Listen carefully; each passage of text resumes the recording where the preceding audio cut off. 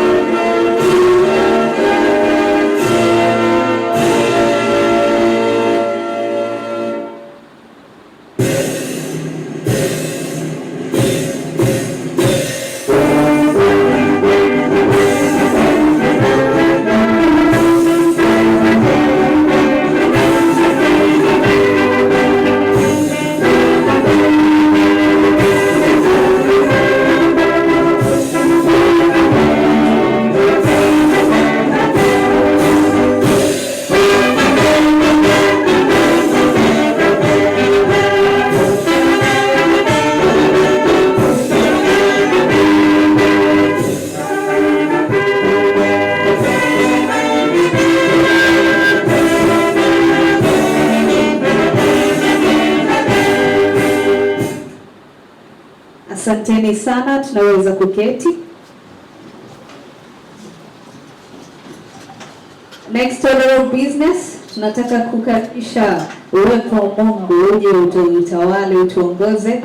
Kwa hivyo, allow me to welcome Archbishop Mwangangi to come and pray for us and open this meeting for us. Karibu sana. Asante, na wasalimu katika jina la Yesu Kristo. Amujambo.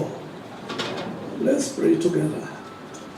Baba wetu na Mungu wetu, katika jina la Yesu Kristo, mwana wa Mungu aliye hai, tunakushukuru kwa nafasi hii ambayo umetupa na kutusanya mahali hapa ili tuweze kuandaa na kuanzisha rasmi safari ya kuweza kusimamisha na kuleta na kuweka show ya mwaka huu wa 2025.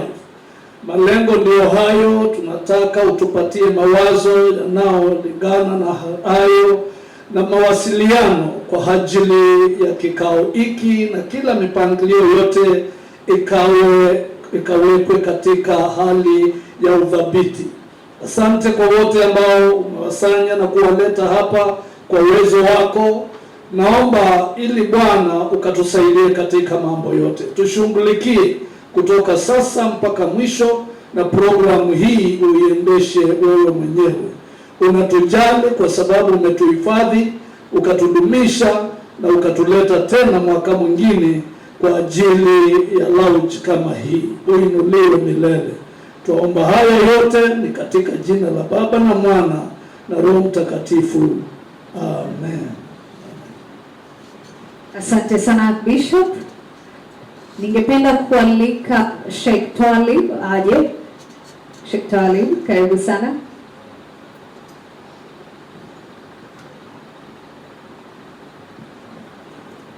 Bismillahirrahmanirrahim. Kwa jina la Mwenyezi Mungu mwingi wa rehema, mwenye kurehemu. Ya Allah, tunaomba neema na baraka zako katika kikao hichi. Utupe hekima na busara katika kila jambo. Kwa jina lako Allah tunaomba. Asante sana. Kumbuka, this is the official show launch of our show that will be happening from the 3rd to the 7th of September. Na natumai sote hapa tutakuwa pale, tutaweza kujumuika na kusoma mengi kwa pamoja. Lakini kabla hatujaingia kwa hiyo serious business, naona mnaniangalia very serious, nataka cool the moment ama liven the moment with some entertainment kutoka kule. So you stop pressing from this side. Tunaangalia kule kuna rafiki yangu anaitwa Martin Weida ambaye atakuwa na to entertain kwa dakika tatu, alafu tutaweza kuendelea na program yetu. To you, Martin. Hello. Yeah. This is Mombasa. Mombasa people are hapo hivyo. Hello. Yes, now we are talking. Sasa mimi nikiwaangalia naona kila mtu hapa anaweza imba na nataka niwaimbishe. I'm Martin #Waida and I'm your entertainer for this event. Nataka narudishe pale kwa kidomo. Napigia nyimbo moja safi na tuko sawa.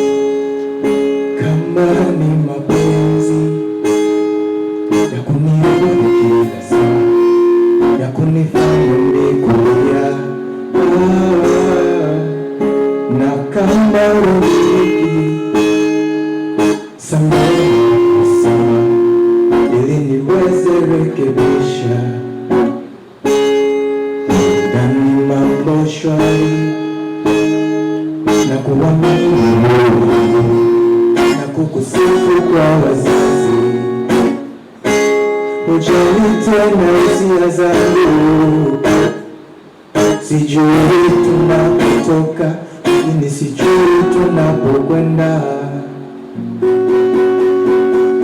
I found a love for me. Darling, just pray and follow my lead. I found a love.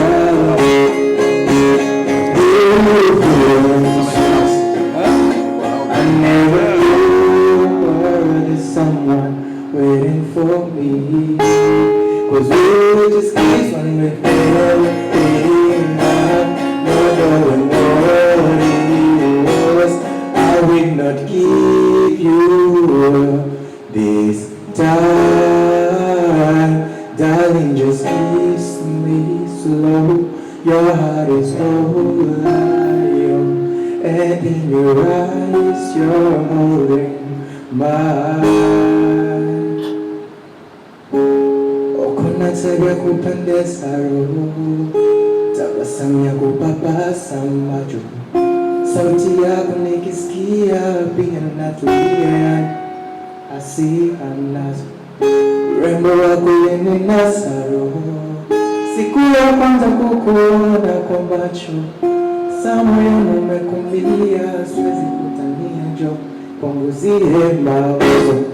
If you in my air when I breathe, I see you in my dreams when I sleep. You're the one I've been waiting for all my life. Yeah. And deep down in my heart I believe, now I feel like I'm feeling real. You are the one I've been waiting for all my life. Uko sawa, wote malaika na malawa yao, wote wanapiga wendo mama yao, wewe nachagua sisemi nao. Kama unajua unaweza imba tu pole pole. Uko sawa, wote malaika na malawa yao, wote wanapiga wendo mama yao, wewe nachagua sisemi nao. Thank you so much, Martin Waida. Nimeona alipokuwa akiimba kuna watu walikuwa wanakumbuka ujana. Nawaona, I'm singing.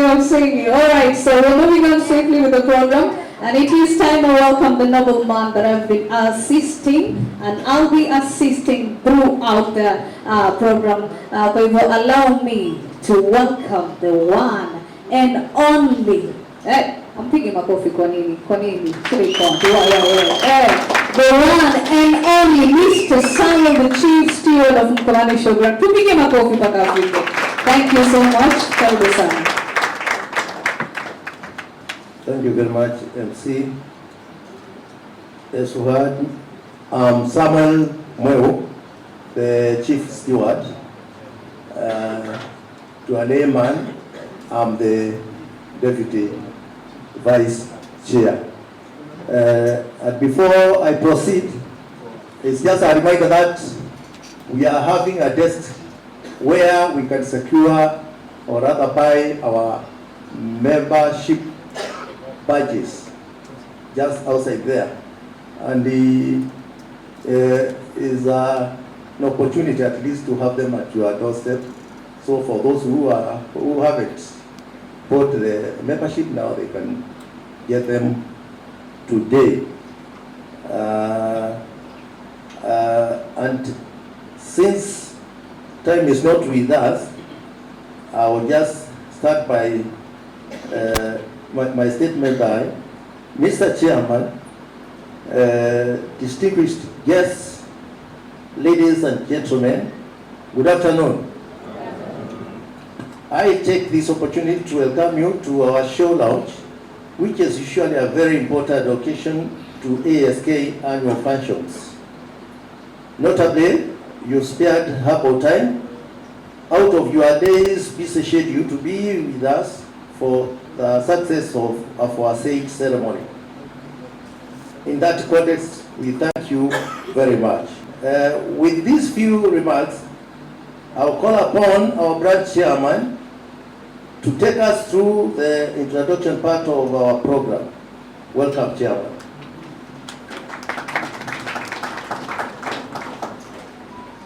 God is good. And all the time, that is nature. Karibuni nyote wageni wetu wa siku ya leo. Ladies and gentlemen, distinguished guests, good afternoon.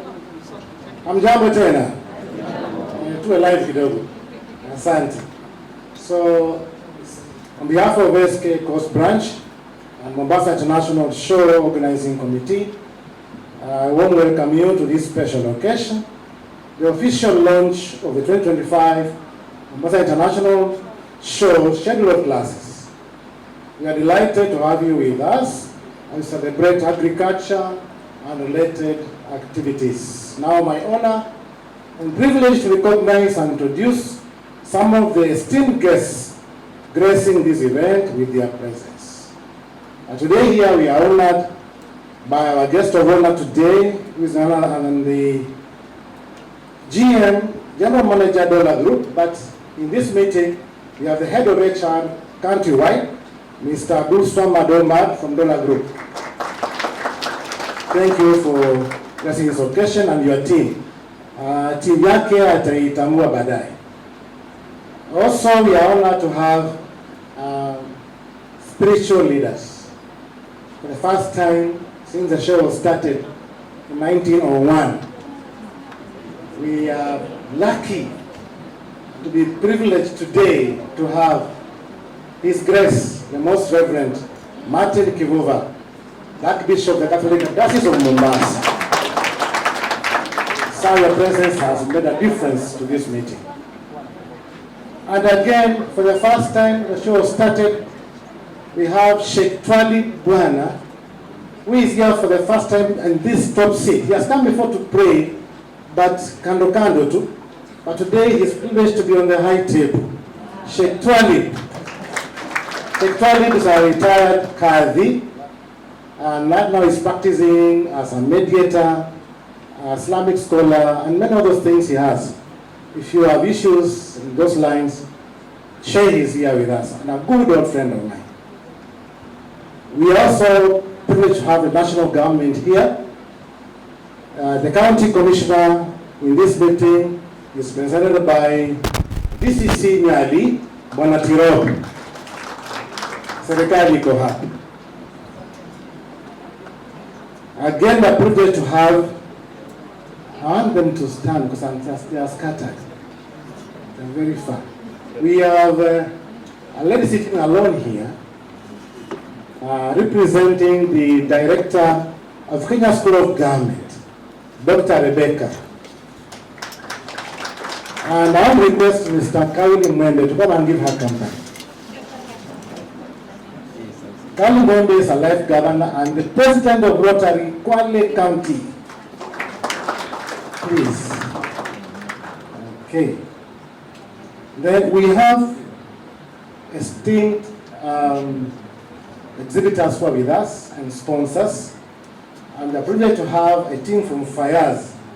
You'll sample something from Fires at the end of the day.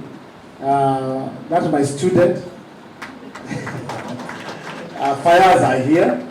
Thank you so much. We also, I believe, we have a team from Port Circle. Are you here? Port? Yes, the COO of Port Circle is with us here, and his team. We also have a team from Bandari. Bandari Circle. Yes, wamekamba lakini how. Thank you so much for blessing this occasion. We have a team from AVA. Warembo watamu, where are they? AVA, stand up. You cannot just raise your hands. We want to see you. Makofi kwa hawa wote. Then we have also a team from TUN, Tech University of Mombasa. I thought I saw them somewhere. Okay. Fine. So, also I'd just like to introduce to you other exhibitors who are here. I may not know where you are. Probably just be upstanding, introduce yourself, so that we recognize that your presence is here. Other exhibitors, no need, please have the mic. You take it round. The exhibitors who are here. My name is Michael Mwasi, representing Olmec Technical Services. We have the brochures for water treatment machines and dairy equipment.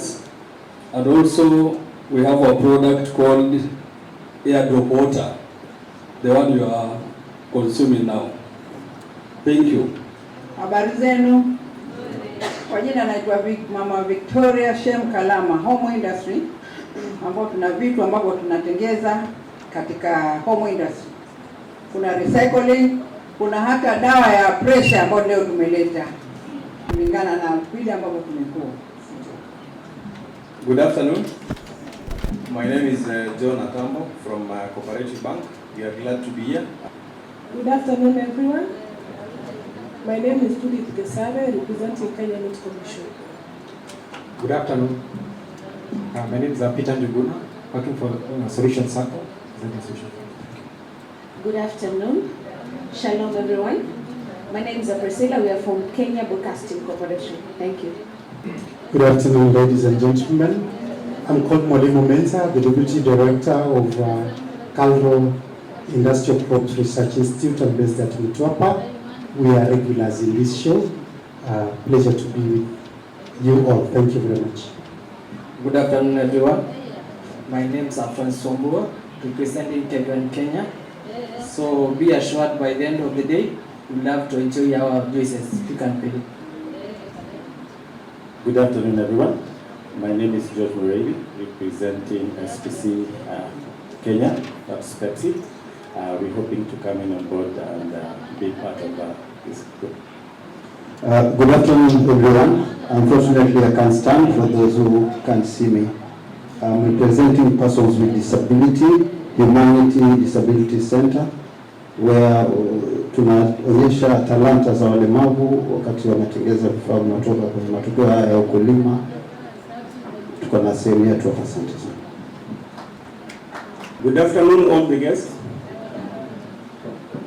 We are standing here representing UNITA, and this is not alien to UNITA home skills. So we expect so much. We shall be expecting the modern skills in our representations of the show. So welcome. Good afternoon. My name is Thomas Mukuche. I'm representing Olmec Technical Services. We are the water experts people, and as my colleague said, there was some of the water we're consuming here is our product. My name is Alusaka, Head of Marketing from Plus Kenya. I also have my colleague here. Thank you so much. I'm Captain Boru Kula from Kenya Coast Guard Service. We'll be displaying, as usual, our safety skills, our roles in safety and security at sea. With me, I have my team. Let them introduce themselves. Good afternoon.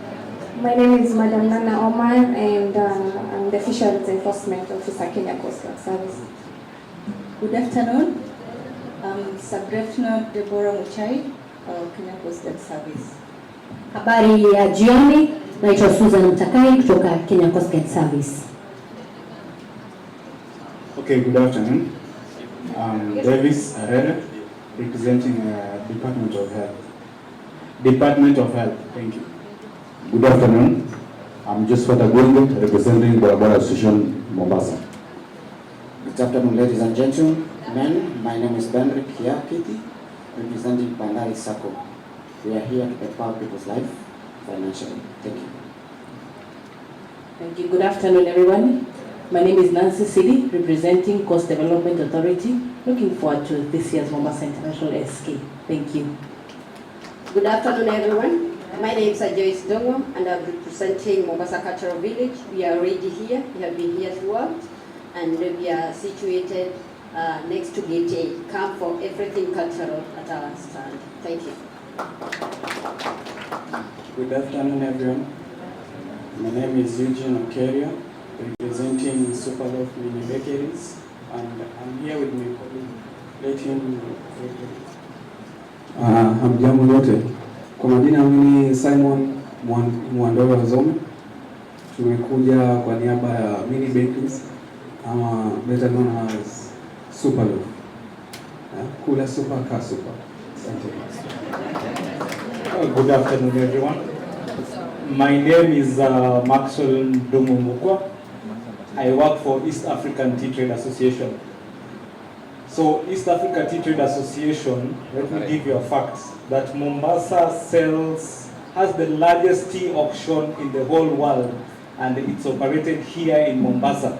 And the East Africa Tea Trade Association operates that auction. Thank you.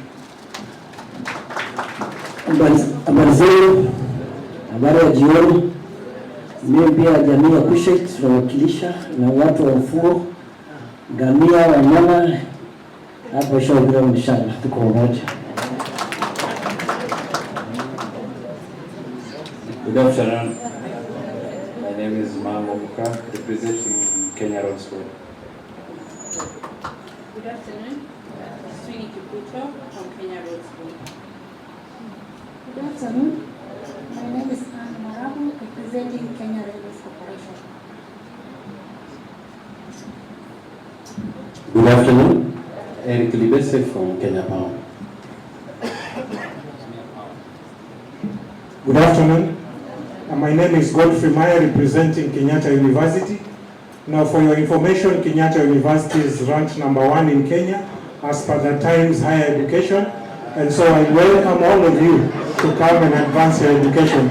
We will be here to especially make sure that all of you get quality education this year. Thank you. Hello everybody, I'm Rosalie Mochia from Coastal Women in Fisheries. We empower women in the fish trade. Good afternoon. My name is Swalha Yusuf. I'm the County Elections Manager, Mombasa County. I'm representing the Independent Electoral and Boundaries Commission, IEBC. Thank you. Good afternoon. I'm representing the Department of Blue Economy, Agriculture, Cooperatives and Livestock. The Chief Officer had been invited for this meeting. Unfortunately, she's not able to come. From the Catholic Archdiocese of Mombasa, representing the Integral Human Development arm of the Church, called Caritas, and we are here to contribute towards the theme of promoting climate smart agriculture and trade initiative for the sustainable economic growth. Thank you.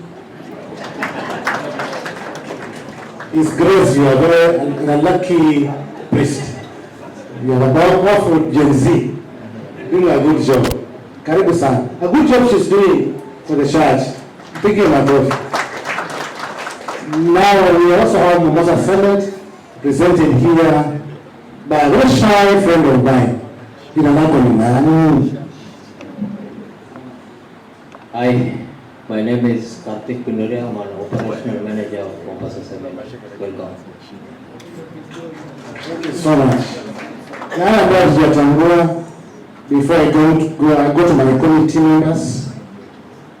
So Oh yes, hawa wanakuja baadaye. This is a different category. Now there's a lady called Rhoda from Dora Group, the vet officer. We need you here because I know you come in handy in many areas. So Rhoda, please join our chief steward there because you have good information for us. So those are our special visitors. Let me say, as chair of this branch, we are truly honored by your presence. Thank you for joining us and making the event more special. Let us give them all a warm round of applause. Now, this show, I don't handle it alone. I have a committee that helps me run the events of the show. I believe for the first time, as you come in the showground, you've seen a lot of changes. Am I right? You don't see any change? Any change you've seen? Yes or no? Yes. Good. So there's a team behind all of this. So I request, first of all, the national official here to start up recognizing, because we have a visitor from Nairobi. Maybe you can just stand up and see him. Life Governor Lewa. See Governor Lewa, that is his name. He's a very sober Christian. Now huyu anawakilisha Nairobi branch. Ingawa ni mtu wa pwani lakini alitopatia Nairobi. So he's a member of the council of the society based in Nairobi and is visiting us today. You are most welcome. Now I have my team from Mombasa. Council and branch members, please be upstanding. I introduce you. Council and branch. Now we have here Mr. Samuel Leo, who is the chief steward. That's my deputy. He is also in charge of security. This side is also a life governor, which means he has been in the show for over 25 years. I think he's done 40 now. 40? 45th year here in Mombasa show. All right. Before some of you are born, Sharif Alibwa. Here we have Life Governor Kylie Mwende from Kwale, but also serves this show as a council member. He is also Life Governor. He's been here for 45 years. 5 years as well.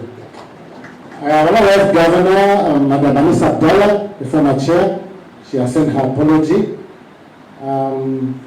Other council member, Mr. Ashenga, has traveled to Tanzania for a religious program, that's why he's not here. But I have also a branch member here, Mr. Jaffa Kitty. Amekuwa kwa muda mrefu, branch. Another branch member available? Okay. Yes, Paris Mboya, she's our protocol officer. And her team, ataintroduce team yake baadaye. Then committee chairs, those who are here. Subcommittee chairman. This lady, she stays in the US, but during the show, she comes to support us. Madam Verena Mavula, she's in charge of the harvest. Madam Kipro, she is in charge of the cups and glasses. And if you come there now, my glass. True or false? Vikombe vya zawadi, lakini Kiswahili sasa maglass na vikombe. Shop committee member yake kuna Kayanda hapa. Other committee chairman who are here, Madam Hadula, in charge of farm and dairy. We have a senior member here, I was called her director, Rukia Rashid, former Chamber of Commerce, director in many companies in this country and parastatals. She serves here as the chair of the government zone and as well as planning and development. Asante for the good work you are doing. Then show committee members to wale ambao sasa tunasema mpaka show ifaulu. Show committee members if you are here. Kuna protocol team kule mlango, kuna Cynthia,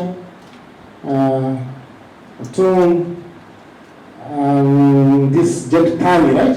Tani from here. Faith, Gift Mzugula, Mwakideu. correct, na wengine wengi ambao utafanya kazi na wao.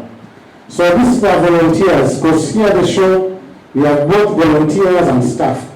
So for us, we run the show, yes, as volunteers, but we have staff run the show as well.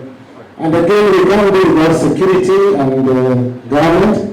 So volunteer is a very good link for us here, the regional commissioner and national government as well.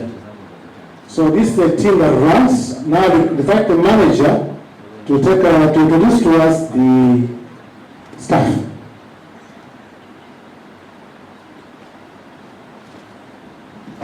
Thank you, Chair, Chief Guests, ladies and gentlemen, good afternoon. So mine is to introduce the executive arm of ASK, that is the staff. I'll start with myself. My name is Betty Ratich, the manager. We have our accountant, branch accountant. Most of you will interact with him as you do your part for the show. Substan Maingi, maybe you can wave. Then we have our administrator, and also my PA, Rose Mwadine. We have Bwana Menza in charge of the showground. We have a new staff member, a Gen Z. We are mixed, by the way. You had 45 years, 50, but we also have the Gen Z. So we have Kate, please wave. And we have our person who helps us at the office, Bwana Katana. Thank you. We also have Willis. Willis is in charge of marketing and trade. So make sure you see him for your spaces. If you don't have your participation space, you can see him. Thank you. Sasa hiyo ndio timu yetu na tunashukuru kuwa hapa nani kuwaona hapa ni furaha yetu. I'm happy to see the comments I've heard from most of you that you are coming to do this 1, 2, 3, 4, 5. Madam Shalha, tunakuja ama tuji? Acha sana Tunakuja full. That's what I can say. So, hawa ni IEBC. Bishop wako hapa tawaombea kutulie. So we are happy. Very, very happy. From the bottom of our hearts, Mungu wabariki sana as we enjoy the other part of the program.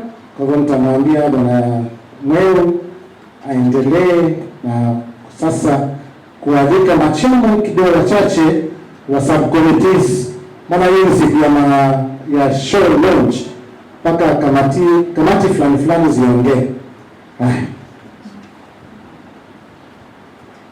Thank you very much, Chairman. I'll be brief again, and the task I've been given is to welcome our sectional leaders for few remarks. And I will start with Pamandere. We'll just be very brief in order to be able to cover our program comfortably. Good afternoon once again. So the farm and dairy section is actually at the end of this road, immediately when you finish the wall of the arena. And in the farm and dairy section, that is where we allow farmers from the whole of Coast region to come and exhibit their farm produce and livestock products. So once these products and the farm produce are brought to the farm and dairy section, they're allowed to compete, and then they're judged and they're given awards courtesy of ASK. So normally the winning produce gets a cash prize of 500 shillings, that is prize number 1. The second winner gets a cash prize of 400 shillings, and the third winner gets a cash prize of 300 shillings. So the recruitment of these exhibits actually goes on in all the counties in the coastal region.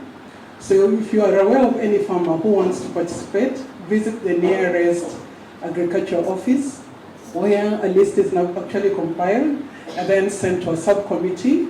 Then we come up with a final list. So normally what we look at in the farm and dairy section, we look at the quality of the produce that has been brought, the number, the weight, and even the volume as is specified in the schedule of classes which you're going to receive today.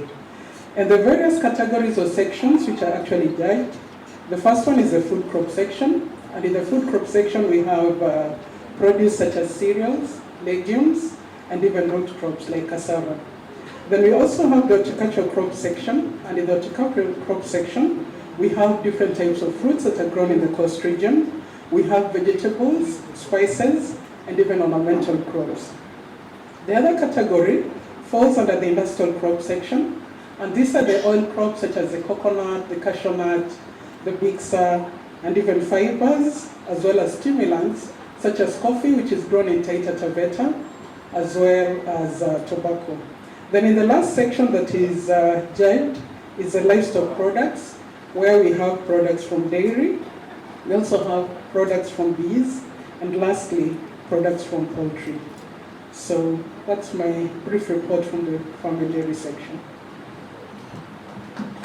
Thank you, Chairman FD.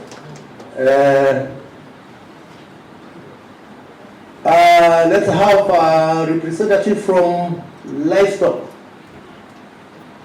Livestock.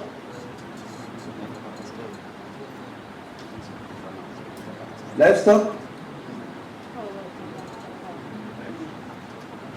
Okay, let's go to trade and marketing. Trade is coming, it's coming. Welcome. Willis.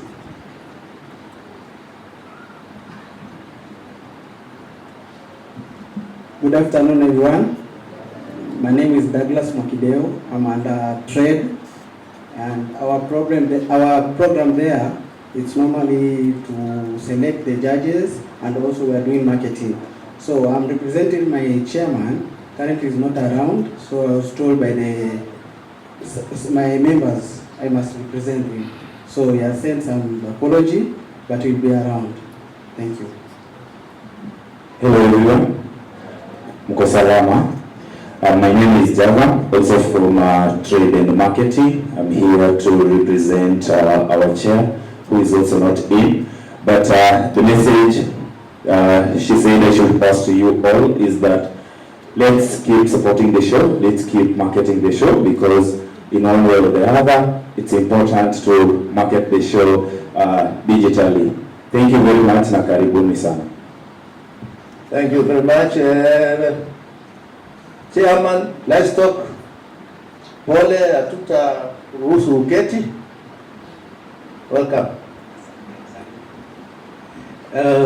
Good afternoon.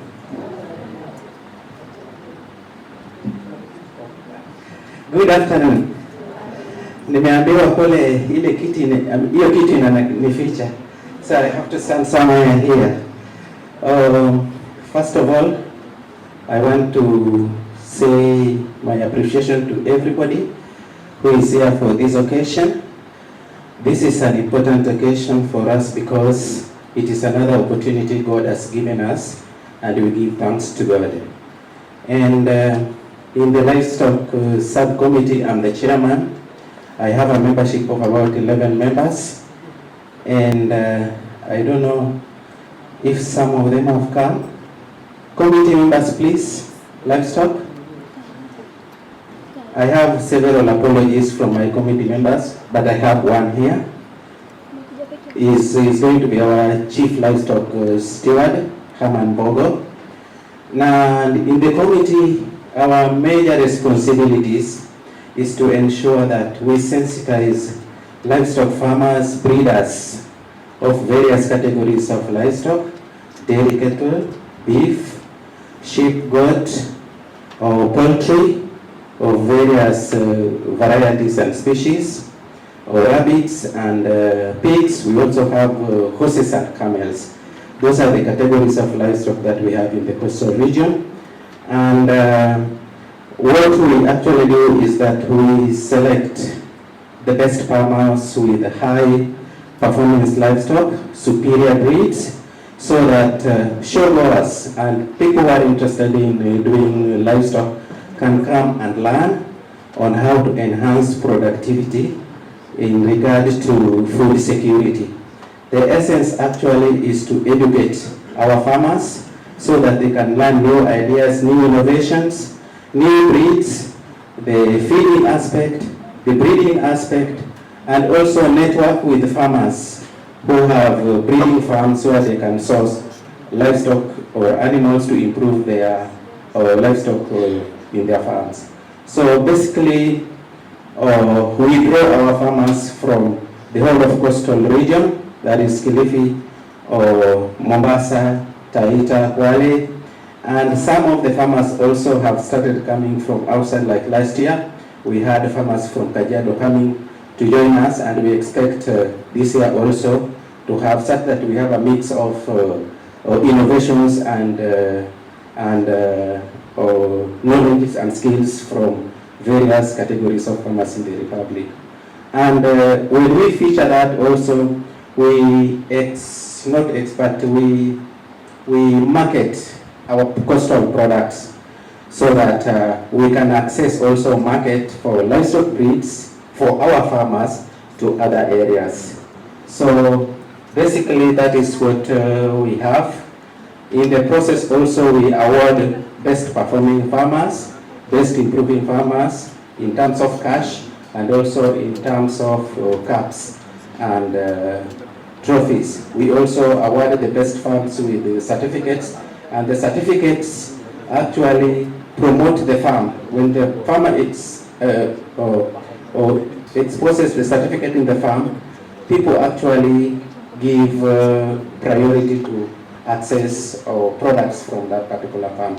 So basically that is what I have for you this afternoon. I hope we are going to work together as a team to make this show a success. The most important thing, every year this is a cyclical thing, but the most important thing is that we bring a change.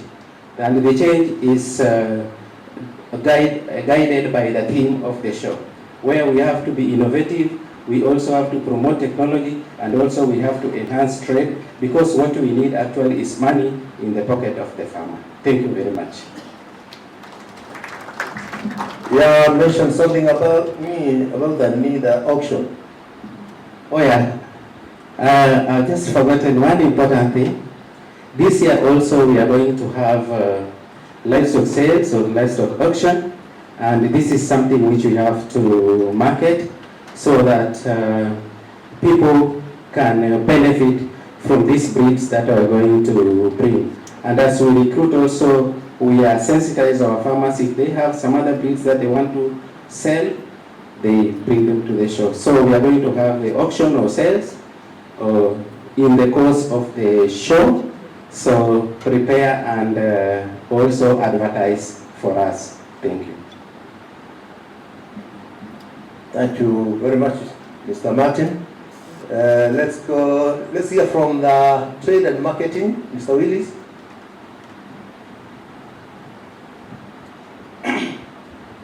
Good afternoon. It's actually an honor and privilege to be here. Mine is to welcome all of you, all the our exhibitors to this auspicious occasion. We are really happy. Now, from everybody that I've talked, like Martin here, it all boils down to marketing. So there is no organization that can just work in isolation of marketing. So marketing is the key. So I'm standing here just to tell you that in marketing, we are doing a lot to ensure that we give you the best show, we give you the best visibility that we need. Now we have a number of activities that we would call upon you as our esteemed exhibitors to partner with us. One, on 14th July, I think as my superiors will be saying, we have a plowing contest at Calro. That is where we now exhibit the technologies in land tillage, and we are calling upon the corporate world to come and partner with us. Partnering with us, you can come and say, oh, we want to do this and that. We can't dictate to you what you can bring on board. So through that, we give you visibility because we expect a number of people. We have the schools, we have the corporates, we have the public, in all sectors. So it is going to be a landmark thing. It is something that was somewhere hidden, but wakubwa decided to bring it back. Towards the show, we will be having the bicycle riding, bike ride. Now, bike ride, as we shall be giving the itinerary, the road map, we will be moving around Mombasa. So moving around Mombasa is really a thrilling thing, and I think in the past, NPS really helped us, and other companies like Dollar. So we also call upon, I'm also calling upon the companies, the exhibitors, our esteemed exhibitors that are here. Come, partner with us. You can decide today, it is my t-shirt that I want the riders to showcase outside there. But as they go around, they tell the whole community that ABC will be exhibiting at the show, at the ASK, Mombasa International Show. So please, I'm really calling upon you to come close. We work together so that all our companies benefit. It is a win-win situation. You win, I win, and the company or Kenya goes ahead. We will be having 2 weeks to the show. We shall be having the road show. Now, this road show takes 2 weeks, and we normally do it in all the coastal counties. We have the roadmap, for example, what we used last year, the roadmap for last year. We have the players who are in that field, for example, some exhibitors who also help us to to ensure that the road show was a success. Still, we are calling upon the exhibitors also to partner with us in such occasion. Just come on board. We discuss on how we can elevate one another, because nowadays it is support. Support me, I support you, then we get somewhere. Thank you so much. Otherwise, I'm really happy to see this number. Asanteni sana. My name is Willis. Thank you very much, Mr. Willis. That was on marketing. In marketing, we have quite a number of tools. We have brochures, we have the local radios, the TVs, and you in this room, you are also our tool of marketing and advertisement. Sinivyo. Yeah, we were in Machakos just the other day. All the local radio stations were out there on road shows, promoting and marketing the branch show, and it was quite a success. And all of you being here, I'm sure we shall surpass them and we shall do marketing in your support. Thank you very much. Then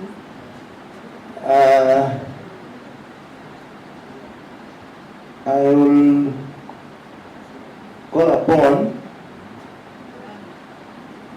our chairman once again to take us through the part of our sponsors. Welcome, Mr. Chairman.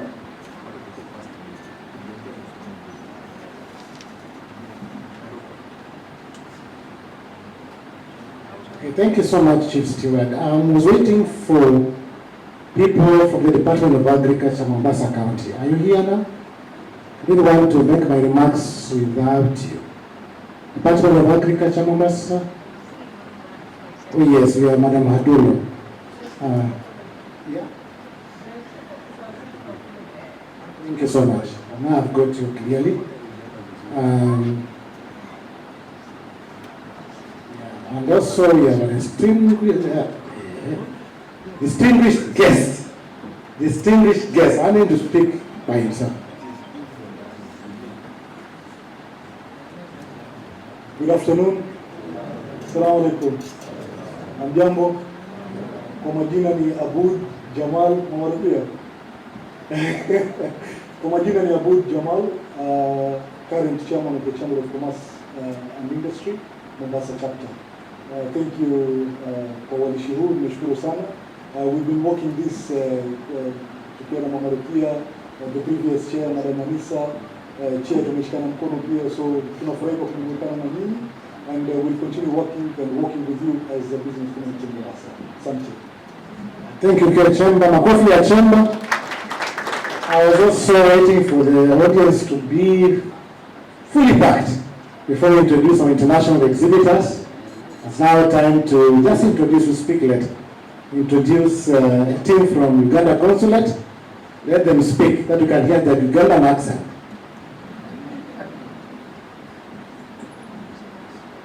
Good afternoon, everybody. My name is Dennis Nokraj. I'm the first secretary at Uganda Consulate in Mombasa. I bring you greetings and best wishes from the ambassador, Paul Mukombia. We participated in the exhibition for the first time last year. We hope to participate again this time in a bigger and better way. Thank you very much.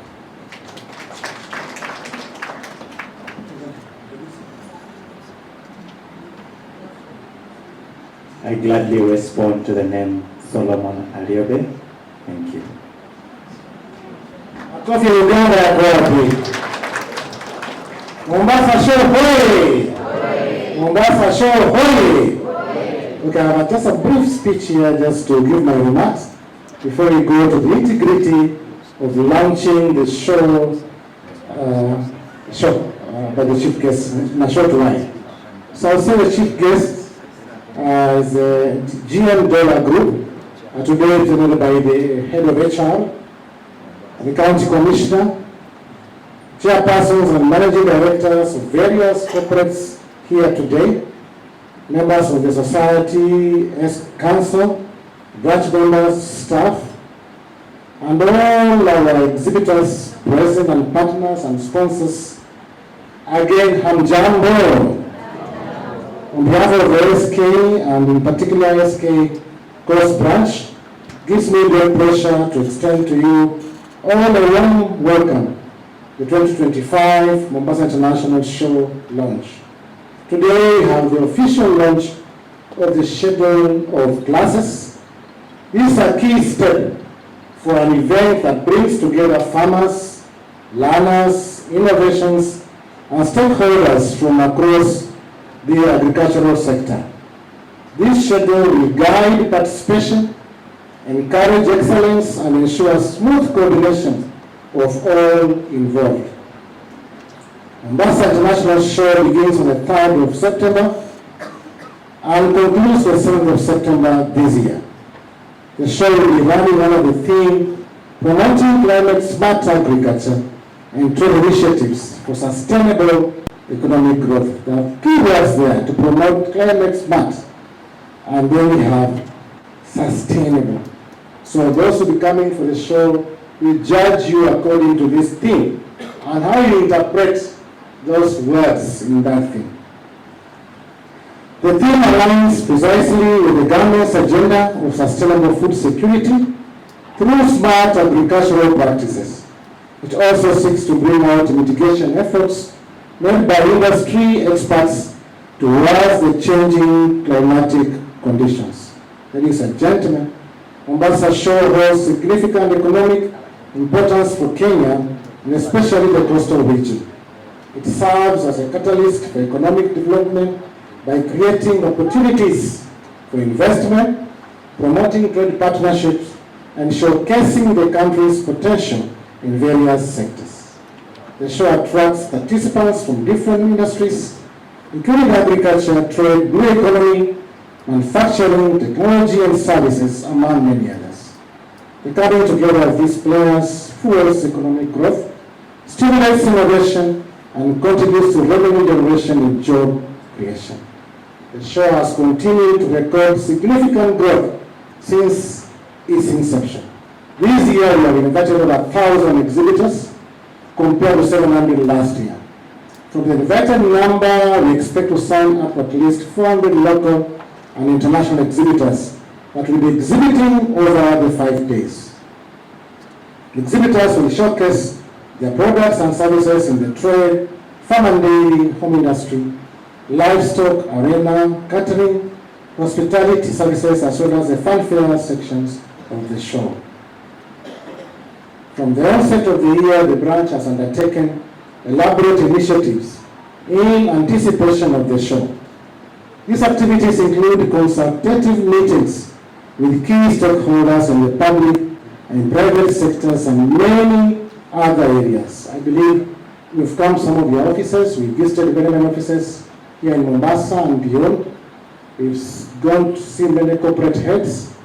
We visited Dola, they are here, and many other people who are here, the consulate, and many other people. I'll be visiting IBC very soon, and others. So we are doing that. The key focus of these meetings was to provide a renewed exhibition that will bring out creativity, skills, and talents of local and international participants. In the year, the branch is undertaking infrastructural works in an effort to upscale the show operational standards. For those of you who have come in, my brother Karthik is presenting Mombasa Cement. That cement is met the late Hansubai, God bless his soul. Last year, early, it was a very friendly meeting. First time I saw Mzee giving us his phones, just to go through what he's doing in Kulalu, in that scheme there, and laughing with us, not knowing that he's giving us bye-bye. And he told us he'll do the work, and said even that gate will bring it down and make a new one. But he did not live to see that. But Karthik and the sons have agreed to honor some of the promises that Mzee told us. And we are grateful, Mr. Karthik. So it's not the gift they are improving our walls. The wall on the mkomani side is down, they are working on it. And they strengthen the other parts of the wall. So exhibitors, this place is very safe for you. Ladies and gentlemen, this year's show, we believe, will be action-packed. From the program of the day, normally the first day is a County Patrons Day. We believe that day the Governor of Mombasa, His Excellency, will be our chief guest. The second day, the official opening of the show, and we hope that His Excellency the President, who is the patron of LSK, will come over to open our show. The other days, Fridays, a maritime day, we celebrate blue economy. Saturday normally is a family day, but for our show, we are the first time, I think not first time, we're the first show in the 16 shows of the country to recognize the role of SMEs and SACCOs. So we shall celebrate on Saturday SMEs and SACCOs for the role they are playing in the development of our country. Then Sunday we shall all celebrate as a family. We shall all be here to enjoy ourselves. So we are trusting that the show, I can't mention everything here, but as I've said, will be action-packed. Society has also engaged stakeholders, the cooperative members have said, to ensure that we have a day for them to celebrate the show. And again, I'm calling upon all of you, if you have an event that you want to do during the show, because you have good press coverage, we can always accommodate you. You are launching a product. You want to do something unique, we can do for you here, so that it can get that visibility and limelight it deserves. Ladies and gentlemen, it is our hope and trust that you, our exhibitors and partners, will work with us in the delivery of quality exhibits. Remember, quality exhibits. That's the main catch. Kule nje people say, show ina nini? They say that, right? Because sometimes we repeat our exhibits. So they say, ni yale masufuria tu, ni zile plastiki tu, ama ni wale ng'ombe tu, but this year we announced that Dola is going to bring us quality breeds from Southern Africa. Makofi kwa Dola. Mr. Indo, where you are seated, is a lady behind next to you. Mr. Indo, the lady next to you. She is the vet officer from Dollar Group. Anza kuongea. Pigia makofi hiyo mada. Wataongea baadaye. And I'm told by Sharif that wale wanyama wa dola huwa wanawekewa fan kama hii. Na lazima waoshwe na shampoo. Tulisema hiyo. Na wale wetu jamani, So, how can you use to come and see this kind of animals? And maybe if they are selling, buy a breed and see if you can do something, change your life.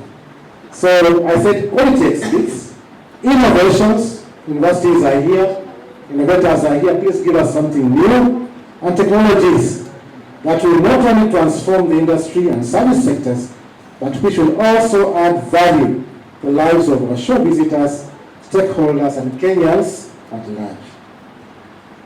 So as I finish, I'm saying that a lot of thought, dedication, and hard work has gone into making sure that this event succeeds. I wish to appreciate the dedicated and committed staff who are doing a good job, both national staff and staff here in Mombasa, what they are doing. I also like to recognize and appreciate the efforts of all subcommittees. Committees, without you, we can't make a show. Committees were fail and done. I can't even stand here saying that I've done anything. I'm seeing my brother, disaster chairman, has come in. Ulikuwa wapi bwana? It's good to see him. The gentleman is so committed, and his team. So I don't want to forget the great support provided to us by the show executive, committed members from various sectors. These teams have been with us to ensure that the show delivers, and we appreciate your support. Thanks, Sante San. I further wish to extend my appreciation to you, our exhibitors, sponsors, and partners for making us the agricultural and trade partner of choice.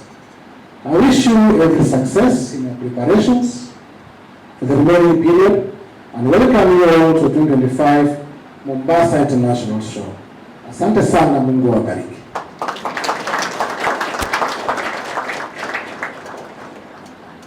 Thank you very much, Mr. Chairman. Tunaendelea vyema na imewadia wakati wa kuomba baraka kwa show yetu ya mwaka wa 2025. Kabla hatujaomba, let's have the keynote from the chairman, and also now tupatie zile materials pia zitakuwa ambao zinaombewa. Welcome, chairman. Okay, so mani kidogo, sometimes running a program si rahisi, so tusamehe kidogo. Ni wakati wa kumkaribisha mgeni wa heshima atoe remarks zake kidogo ama nyingi, sitampimia, alafu ndio tufanye maombi maalum, ndio tufanye mengine ambayo yanahitajika wakati wa launch schedule of classes. So at this point nataka nimwalike mgeni wetu wa heshima akiwakilisha GM wa Dollar Group, Head of HR Bwana Bruce Homer. Makofi yake yako wapi? Asante. Please make your remarks, and at the end you will say, we shall guide you. Thank you very much. Bismillahirrahmanirrahim. Allahumma salli wa sallim ala Sayyidina Muhammadin wa ala alihi wa sahbihi wa sallam. Walhamdulillahi rabbil alamin.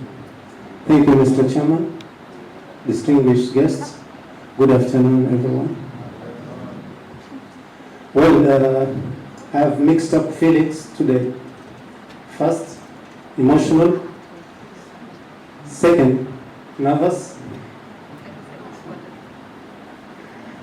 Third, I'm happy to have this opportunity granted for us by the chairman. So if you may allow me, I will just read my notes. Then I will elaborate the context on what have been briefed here earlier. So I will look into it and elaborate further, because there are a lot of learning in terms of the points which our colleagues presented earlier. Well, my name is Abdul Samad Omar Abu Bakr. I'm head of HR representing Dola Group. And today I'm here on behalf of my directors who are supposed to be here. Unfortunately, they didn't make it, so I'm here. And Sharif, I think most of you, you know him. He's regional sales manager. So it's really an honor to join you at this exciting agriculture show launch. A big thank to you, the exhibition management committees, for organizing such fantastic event that celebrates innovation and our farming heritage. Agriculture is the backbone of our prosperity. And today's event, or the launch, just show how vibrant and essential this sector is. So as a Dola Group, where innovation makes value. I will elaborate more later why innovation can make value and why we need innovation. Now, most of us, you can see now, we are talking about artificial intelligence, smart farming, and all. So if we don't embrace those changes, then we will not move or will not change where we are. So, Dola Group, we are proud to be part of this journey. We work with local farmers to produce wheat and maize flour for everyday meals, cooking oil for your kitchen needs, fat bar soaps from agriculture byproducts. Dola has launched tea leaves recently. You can visit our store outside. You can taste the tea. You can taste our product, the end products like chapati, mitai, and mandazi. This product shows our commitment to quality, affordability, and supporting local agriculture. So let me go to the notes. Now, we said beginning the change or bringing the change.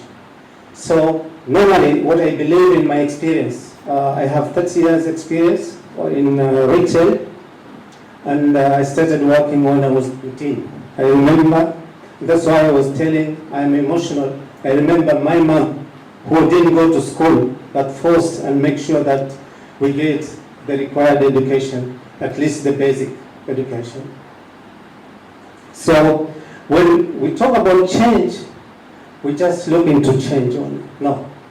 Change means we need to change. But if we stand and talk about change and we don't start changing ourselves, then we will be changed. So normally in business, wherever we are, whatever we're doing, let's say for our brother, he's here 40 years. If he was not doing any changes in showground, then he will not be there with us. If I may ask now a question, if my grandfather was just farming, growing simsim, cotton, maybe let's say maize, will I be able to get whatever he was farming at that time, 50 years back, 10 years back? Will there be maize waiting for me? No. So people forget to look into long-term things like mango trees, coconuts, cashew nuts. Then we have to do other parts. But the long-term, that's why sustainability is coming. So you will be able to have a cash crop. Because now currently, I'm a local farmer also. I'm farming in Nkumbi. I do beekeeping.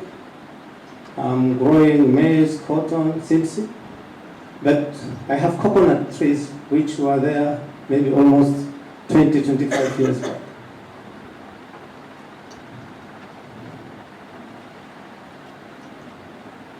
Well, so Mr. Chairman here was talking about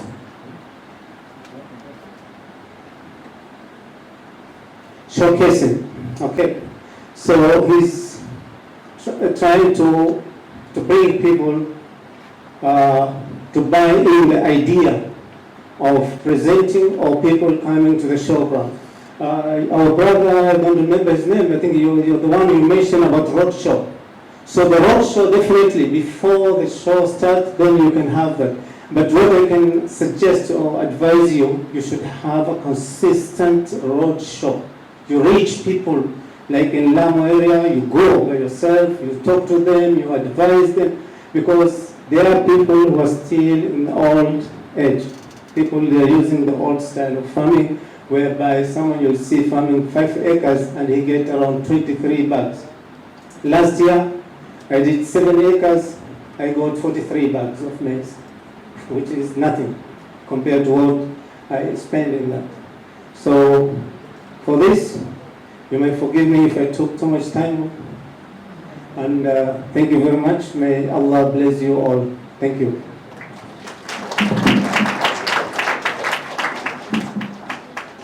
He tells me he's from Lamu, so he must mention Lamu.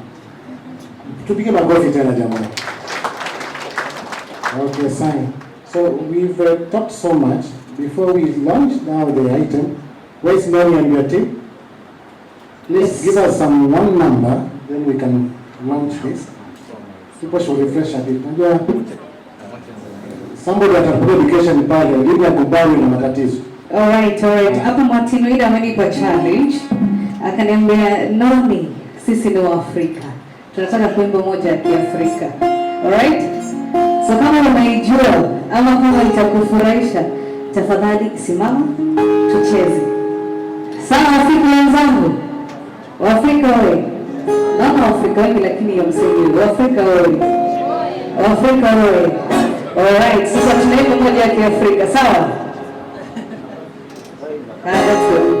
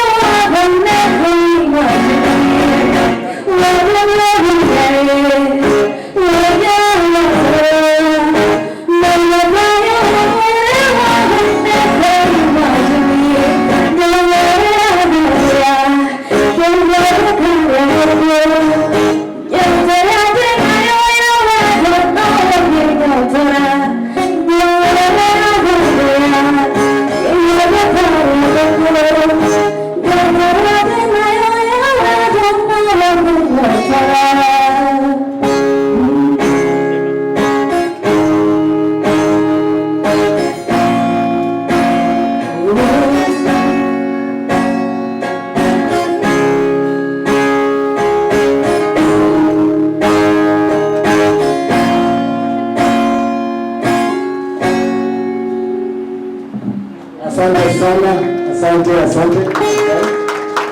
Thank you. Noni is available if you need her for MC, entertainment. She's an accomplished poet and a powerful MC, Gen Z.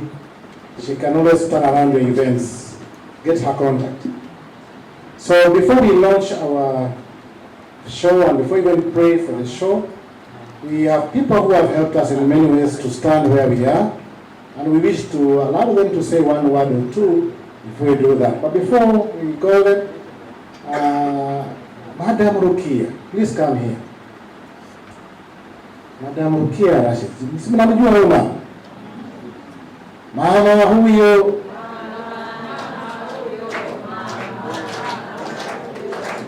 Anapendeza. Sasa huyu mama ametusaidia kwa mengi kama Mombasa Shop, where we are visiting and the rock appears to be so hard. You can check it and that rock is broken. So she's been really wonderful in supporting us this year and last year and many years to go. May God bless you, give you more life, more energy. She's still very young.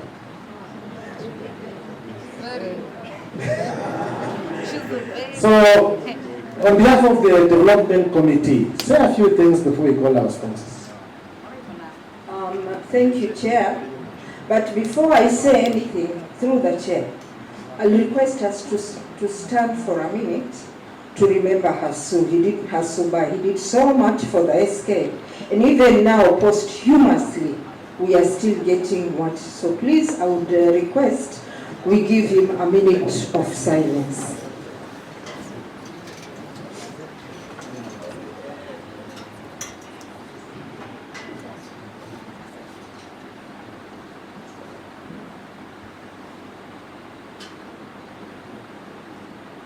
Thank you. Mine will not be much, but it's just to specifically stand here after Chairman to thank a number of corporates and a number of people. We start with Mombasa Cement, Kartik, who is in my committee, Dola, wanasema chapati inaibwa na Zuchu, chapati through Bwana Sharif. Dola tunawashukuru sana. I know Chair amewashukuru na vote of thanks, but mimi kama development chair, I know how much you've done for us and I know how much you do for us. Napenda why nimetaka kusimama hapa is to request other exhibitors here. Maybe you didn't know, we now have a development subcommittee where the whole year the show is active. Now that we have a wall going around banks, you can have your branches here. I was telling my friend from Uganda when we were sitting in there, we have, when I was in chamber and my son, by the way, Abud is my son, and I'm the one who took him to chamber, held his hand, he's where he is. I'm not saying courtesy of me, God brought him to me. So I'm saying through chamber, why should we have exhibitors from Dubai, from India, from China exhibiting here? And we have brothers and sisters from Uganda, brothers and sisters from Tanzania. I was in Rwanda the other day when they were exhibiting about their, remind me, Bwana, naming of the gorilla. The whole world was there. So we as East Africans, through Chamber of Commerce, we went for Chamber of Commerce exhibition when I was the chair. So we can do a lot for our people. The showground now is open for us to do exhibition. We don't need to go to Jubilee Hall. Once the wall is over, we can do a lot exhibition from Uganda, from Tanzania, from all over, so that we also make a difference to the show, so that we also make the show be productive to the people of Mombasa. Because, as you rightly know, the show is done only once a year. And it is mostly about agriculture. Once it's gone, this is about 60 acres, which us as Mombasa, through the chair, through the chief steward, through the development committee, we can put it into use. So mine was just to thank you and to request you, among other things. Thank you so much. Abu, acha mtoto wake. Mamako anampenda? Kabisa. Mpenda kiasi gani? So much. How much? Hebu onyesha.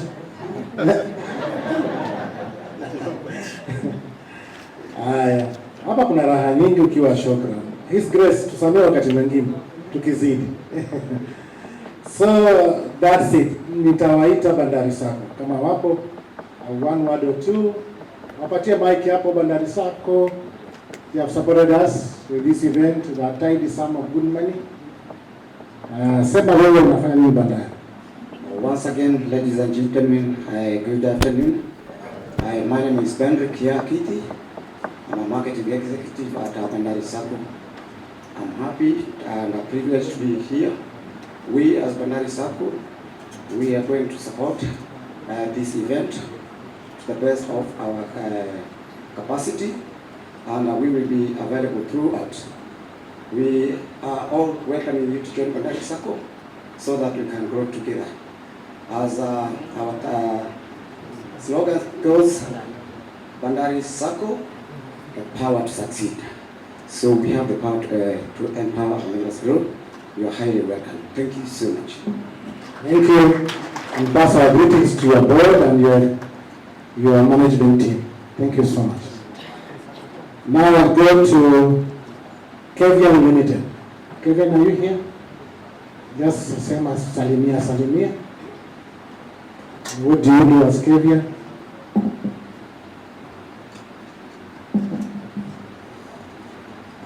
Good afternoon, everyone. As earlier said, my name is Francis Sombua.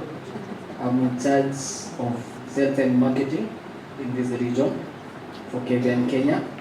We are the manufacturers of Pick and Peel, Afia, Mount Kenyan Water. So we are looking forward to ensure that we are sensitive. We are giving you the best juices we have around. Our juices are fruit-based, no chemicals, and also supporting our local farmers. Our fruits are locally sourced.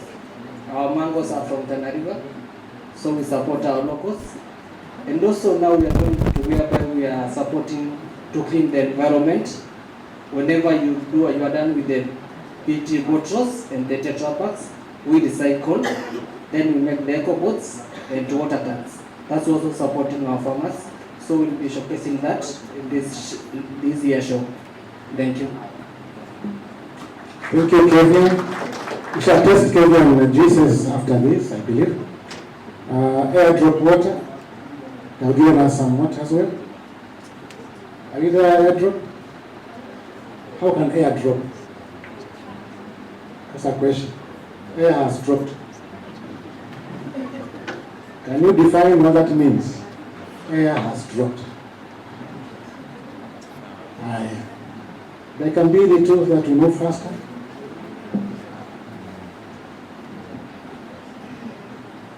Good afternoon once again. I'm the director of Airdrop Water Company and Olmec Technical Services. So, as Airdrop, it's a product of Olmec Technical Machinery. The main company was Olmec Technical Systems, whereby we assemble water treatment systems, dairy equipments, and also we do solar and green energy. For now, the airdrops, we have now branch all over the country and also in East Africa, Tanzania, and Uganda. So we are glad to be here and my team. Thank you. Thank you, Yato, the good work you are doing. Fires Bakery, who is my student? Here, Mike. The English I taught you, you are able to utaona.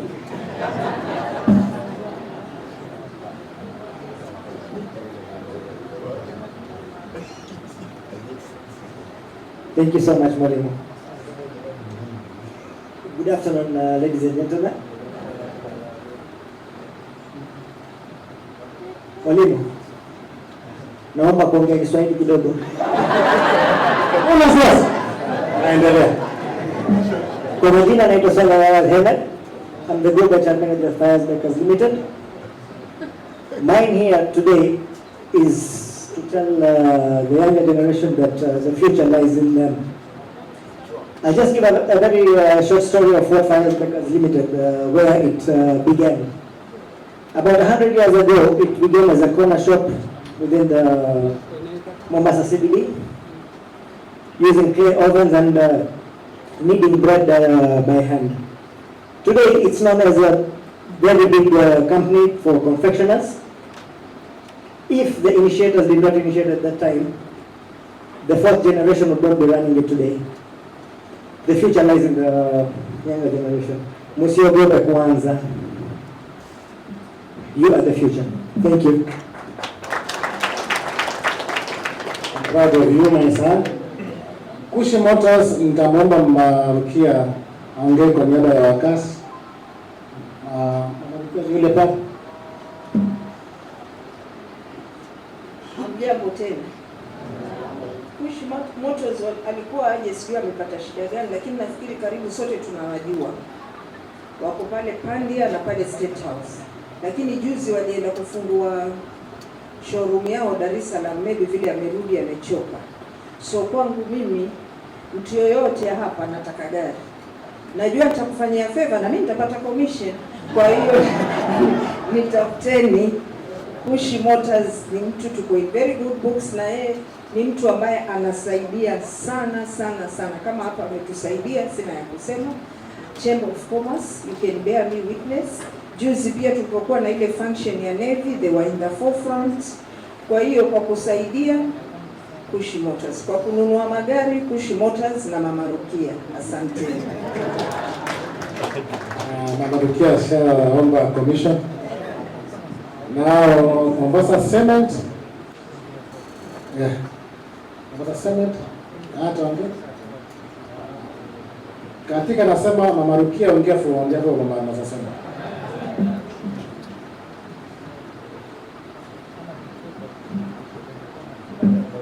Kama Mombasa Cement ina haja ya kuongelewa, lakini ni kukumbushana tu, kuongelewa yajiongelea, it talks for itself. The way dola yetu pia yajizungumzia, lakini mara nyingi lazima tukumbushane, maanake sisi ni wanadamu, kusahau ni rahisi. Siku zote tutapewa dola sima yake wala bila mboga, leo kujapewa nyingine ambayo mpaka ununue mboga sijui ya pesa ngapi, utakuwa ushasahau dola.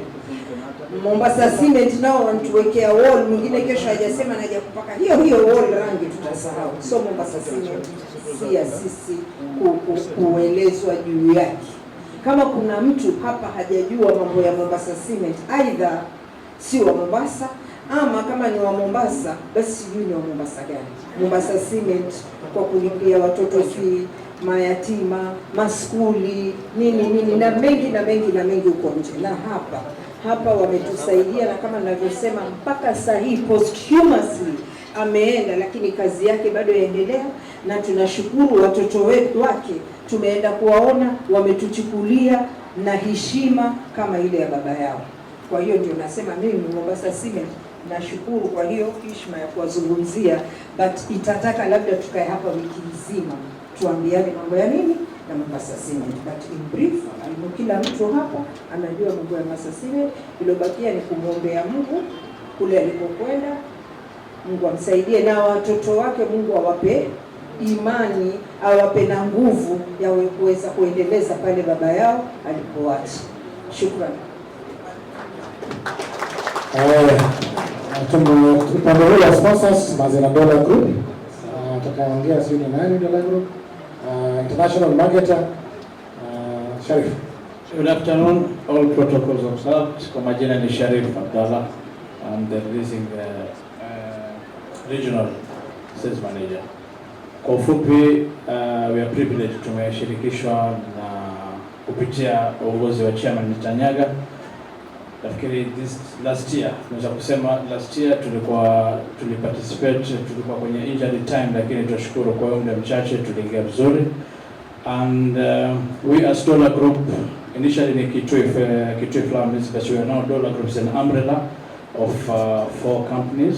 We have VIL, which is Vipingo Industries. We have Eldoret Grain Millers, we have Rafiki Millers, we have Kitui Farms. Na sasa tumetoa, kuna juice inakuja pia hapo njiani, na hapo mbele pia kuna simiti inakuja. So we hope for your support katika biashara wakati tuna network. Na hapo nje nafikiri mkija mlikuwa mkipata vitu kula kidogo vitamu. Hivyo vote vinatokana na Dollar Products. Pia tumewaambia wakati mkitoka tuwaomba mpitie katika hicho our stall, pay a visit, mtapata kujulishwa zile bidhaa za Dollar ambazo zinapatikana. Kwa hayo mengi na machache, thank you, God bless you. Dollar Group umekuja in good way. Wametuambia paa letu hili limetia kutu sana, watapaka rangi nzuri na kuinginea. So thank you so much for that support na mengine mengi zaidi. Na tukimaliza na senio, tuna legacy appliances. Umeomba, kwa hivyo ndakupa 1 minute. Good evening once again. My name is Helen Duati, MD Legacy Kenya. And as I was listening to Mom speaking, I was saying, my number one wish would be that somebody would speak the way Mom has spoken about Mombasa cement and push motors. It is a legacy in itself. As she's saying, they speak for themselves. And today, I'm standing here speaking on behalf of Legacy Kenya Appliances. We are the manufacturers. We are a Kenyan company. We manufacture products like the blenders. We manufacture cooking appliances. We're also venturing into home appliances like the washing machines, air conditioners, and we are not participating the first time. We participated last year. We really saw a very big exposure for brand awareness, and this time again we are back. We want to be bigger and better, and we are really privileged to be having this opportunity because this is a very big market.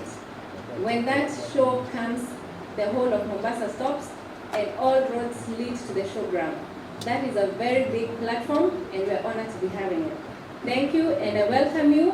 Here in Mombasa, we are located at Amal Plaza, next to the Mamba Roundabout. I welcome all of you. We have a showroom there. Come and see the good appliances that we're having, the smart appliances that we're having, and we'll give you good deals. Thank you. God willing, they'll have their main offices here at the showground. Then finally, Uganda consulate. Sasa wacha tusikie Uganda.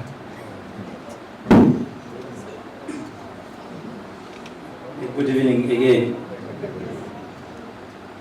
The consulate has been here for more than 6 years. Of course, among other things we do, now Uganda Consulate does what is called economic and commercial diplomacy. In fact, that involves promotion of tourism, trade and investment. In fact, that is now the mainstay of the Uganda Consulate in Mombasa. As I stated, last year we participated fully here for the first time. Of course, it was like our introduction to the show. We came with little packages of some products from Uganda, like our teas, some of our breweries, like Uganda Warege, movie products. In fact, there were a few items that we exhibited last year. But this time, as I said, we want to make it bigger and better. In that, this time, we want to send the same message to Uganda, so that some of our business people and traders in Uganda come with their products to exhibit, create linkages, and do business at this showground.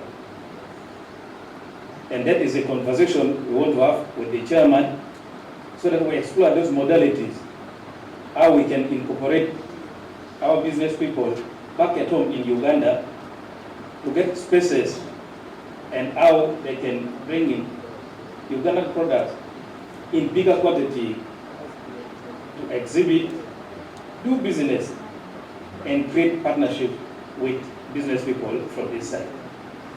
So we hope to be here in September in a bigger way. As I said, my name is Dennis. The ambassador should have been here himself. Our Consul General is called Ambassador Paul Mukumbia, but he had other official engagement. That's why he sent us to come and represent him. Last year, he was here by himself, and even in September, he will be here to participate in the exhibition. Thank you very much. Uganda Embassy cannot be here, then we keep quiet. Our chamber is listening. I want the chamber to respond because they are saying, if they have to bring goods from Uganda to exhibit and to sell, how can you help them on the issue of taxation at the border? Chamber.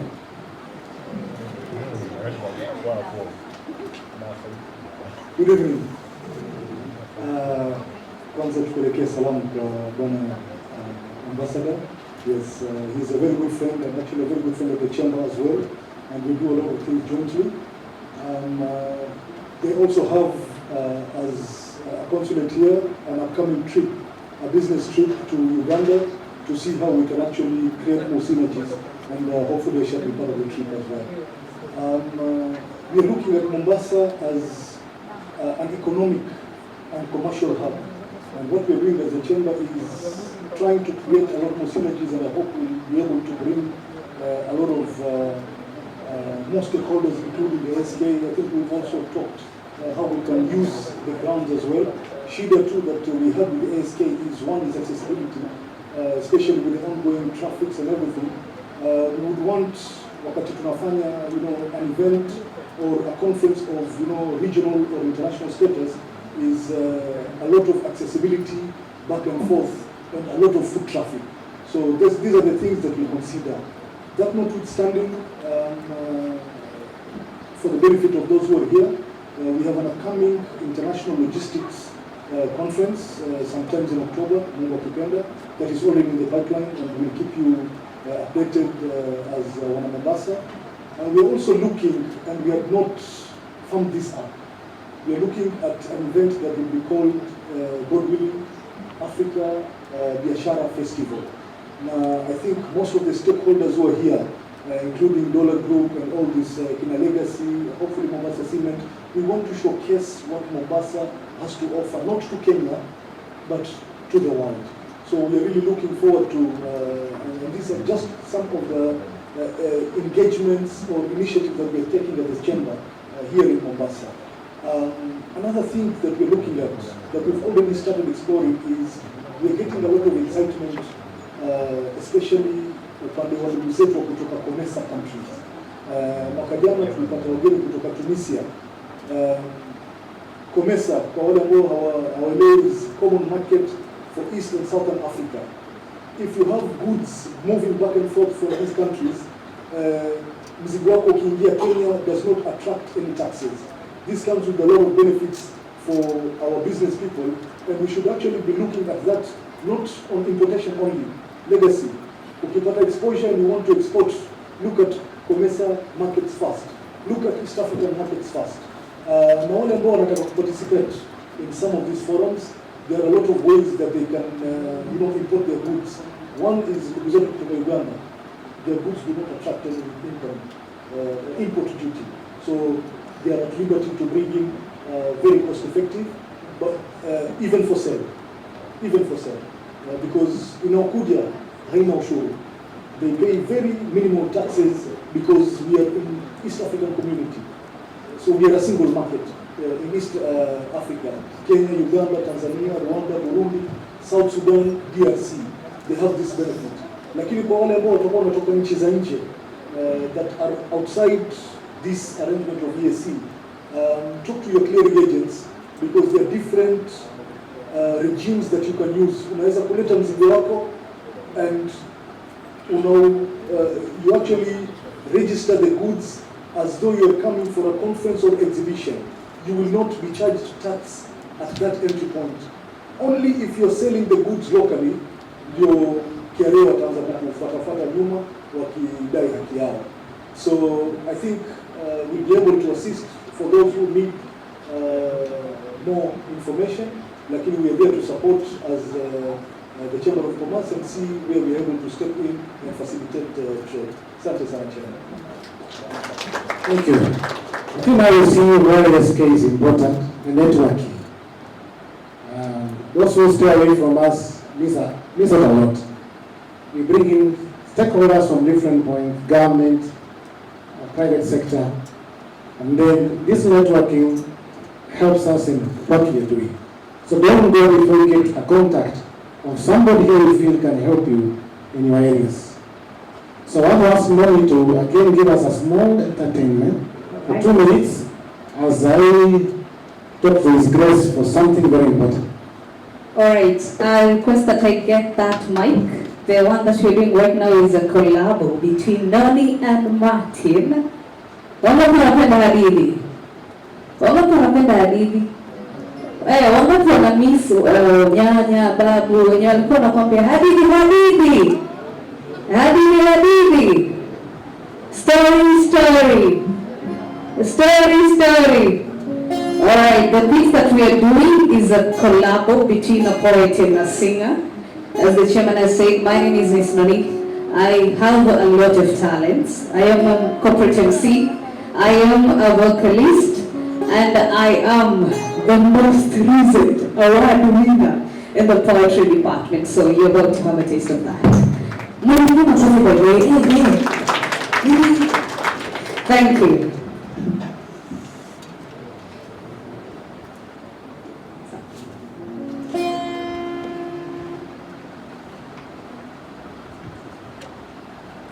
Representing the only MC who can multitask.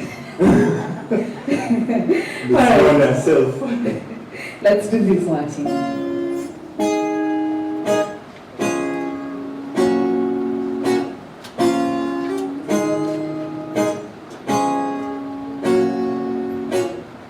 Some days you feel like the world is on fire.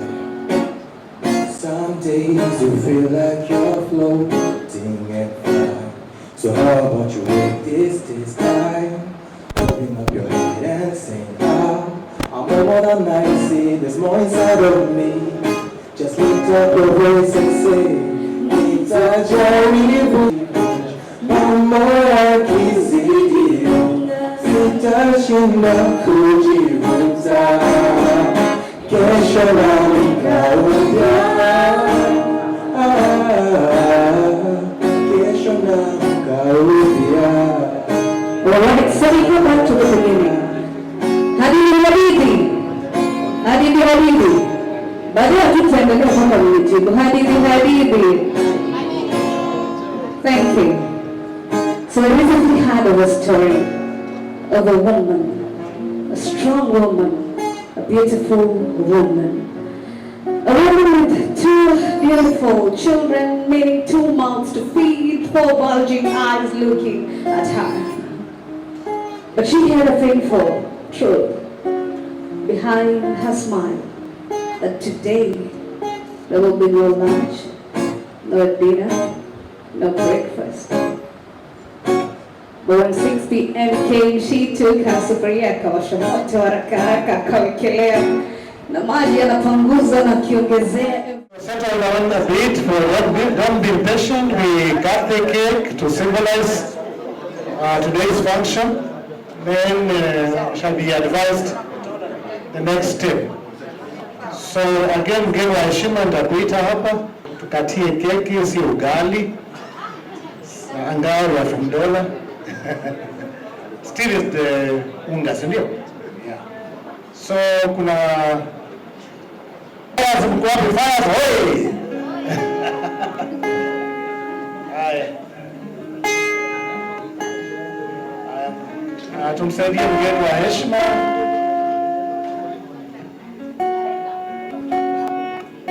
Haya. Thank you so much.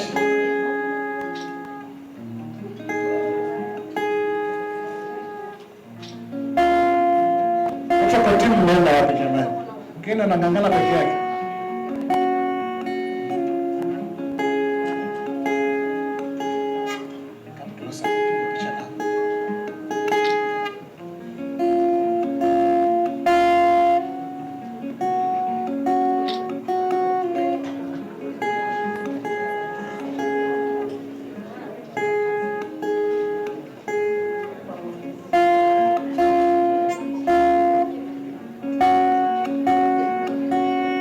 Protocol team ndio usaidie protocol team katikati mdistribute kwa watu. So okay. Pelekea Grace. Pelekea.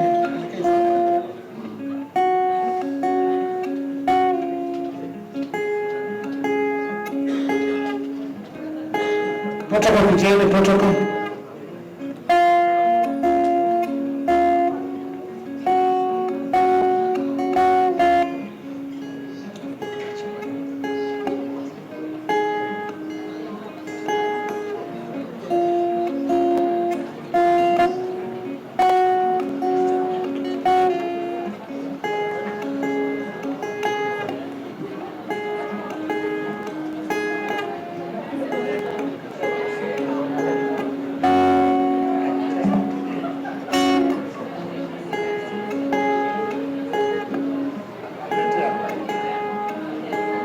As they serve,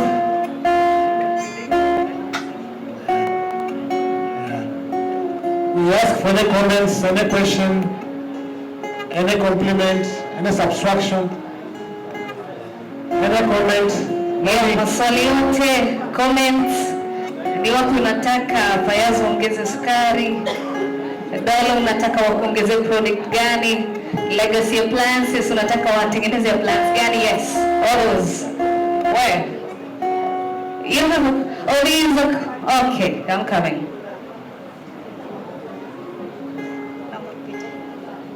Kuna tangazo maalum kutoka kwa idara ya afya, alafu kuna Caritas. Caritas mbele ya kwanza. Thank you once more. My comment or recommendation, let me put it like that. Today we are here and we want to set a precedence that will give us a better show today and tomorrow.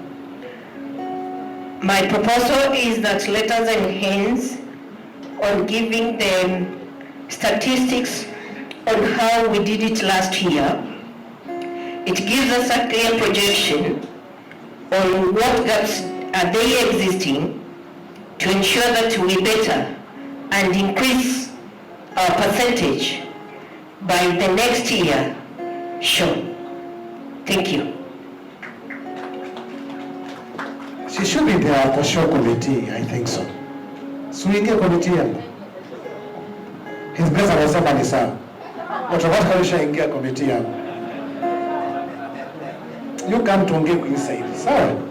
I think you have so many ideas that can help us. Please come. Okay.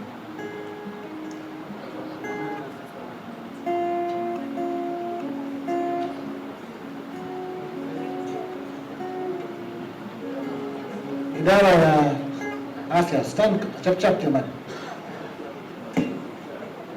Okay, good evening. As I said, I'm Davis. I represent the Department of Health, Mombasa County. Just to bring to your attention, right now within the county we have outbreaks. I think most of the people are not aware. One of the outbreaks is within Kenya, and Mombasa County is one of the affected counties, which is mpox virus. Then the other outbreak is chikungunya. Most of us also say about dengue fever, but most of the cases that we have is for chikungunya.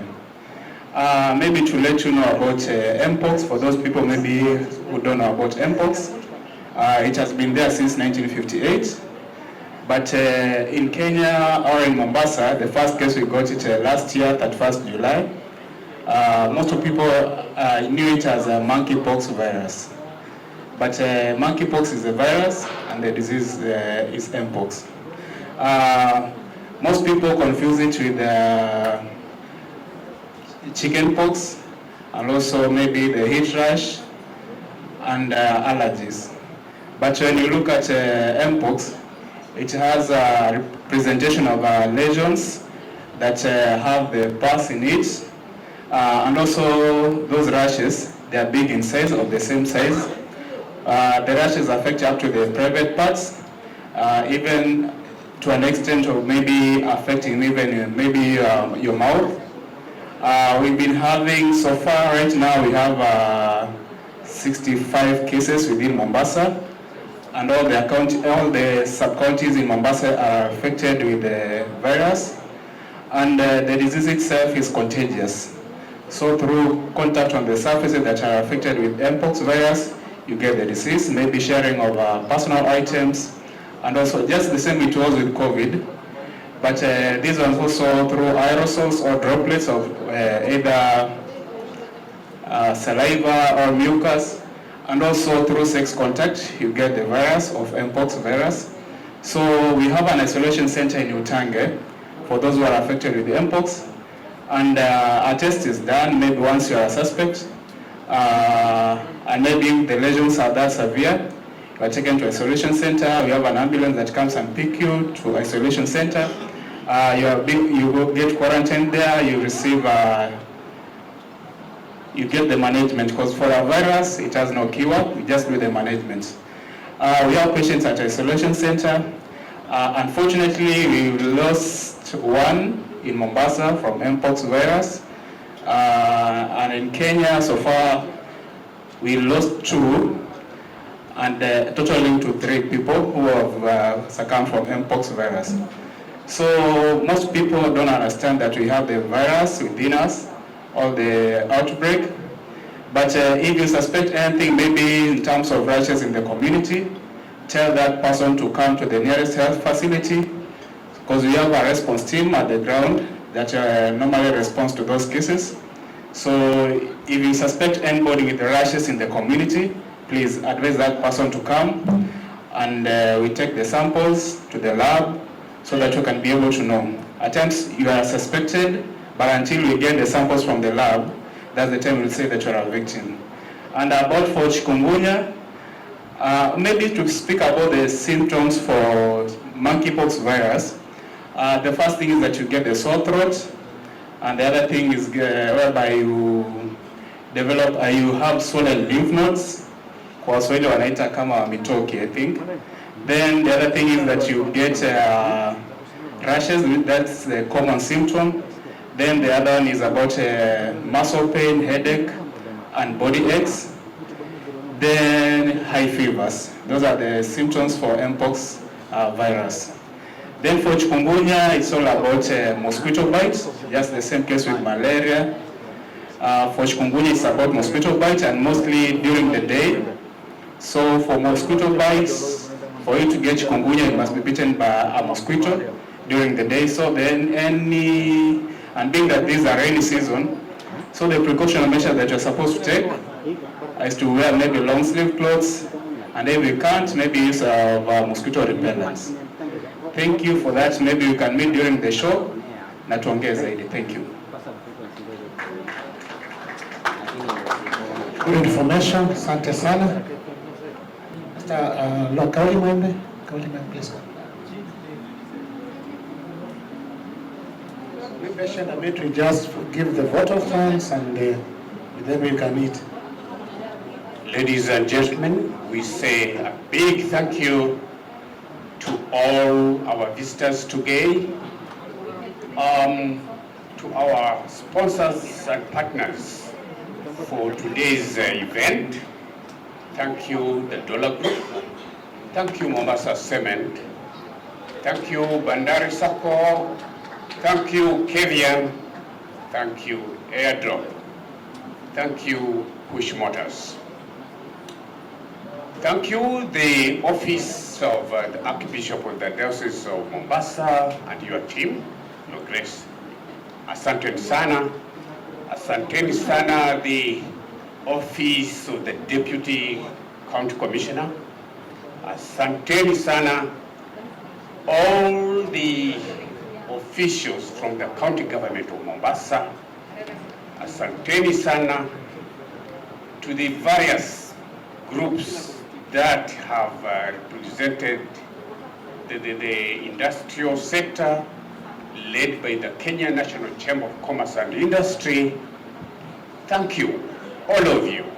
We look forward to joining hands to make Mombasa International Show 2025 a great event to remember. Asanteni sana. Madam Paris, guide us now. Kindly come for the lunch. Another thing, we accept sponsors. You can sponsor the lunches.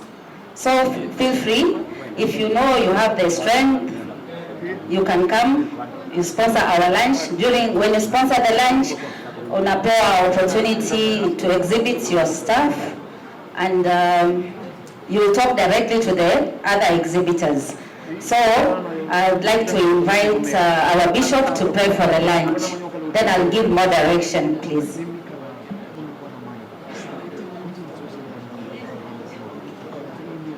Okay, let's pray together. Our dear Heavenly Father, in the name of Jesus Christ, we thank you for the time that we have been here. We have experienced your presence with us. So we will serve like this. I'll have these first 3 tables. We'll serve inside here, but 1 table at a time. The rest, my girls will guide you. We will be serving from the outside. So please, let's not flog the serving station. We have plenty of food. Twende to pole pole, all of us will serve. Yes, we will serve you. Yeah, just, yes. Okay. Okay, thank you so much, and enjoy your meal.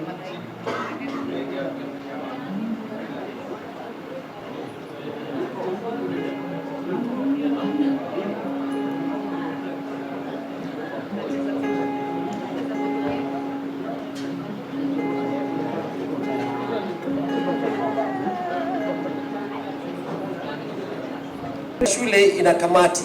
Kwa hivyo there's an eye for you and I.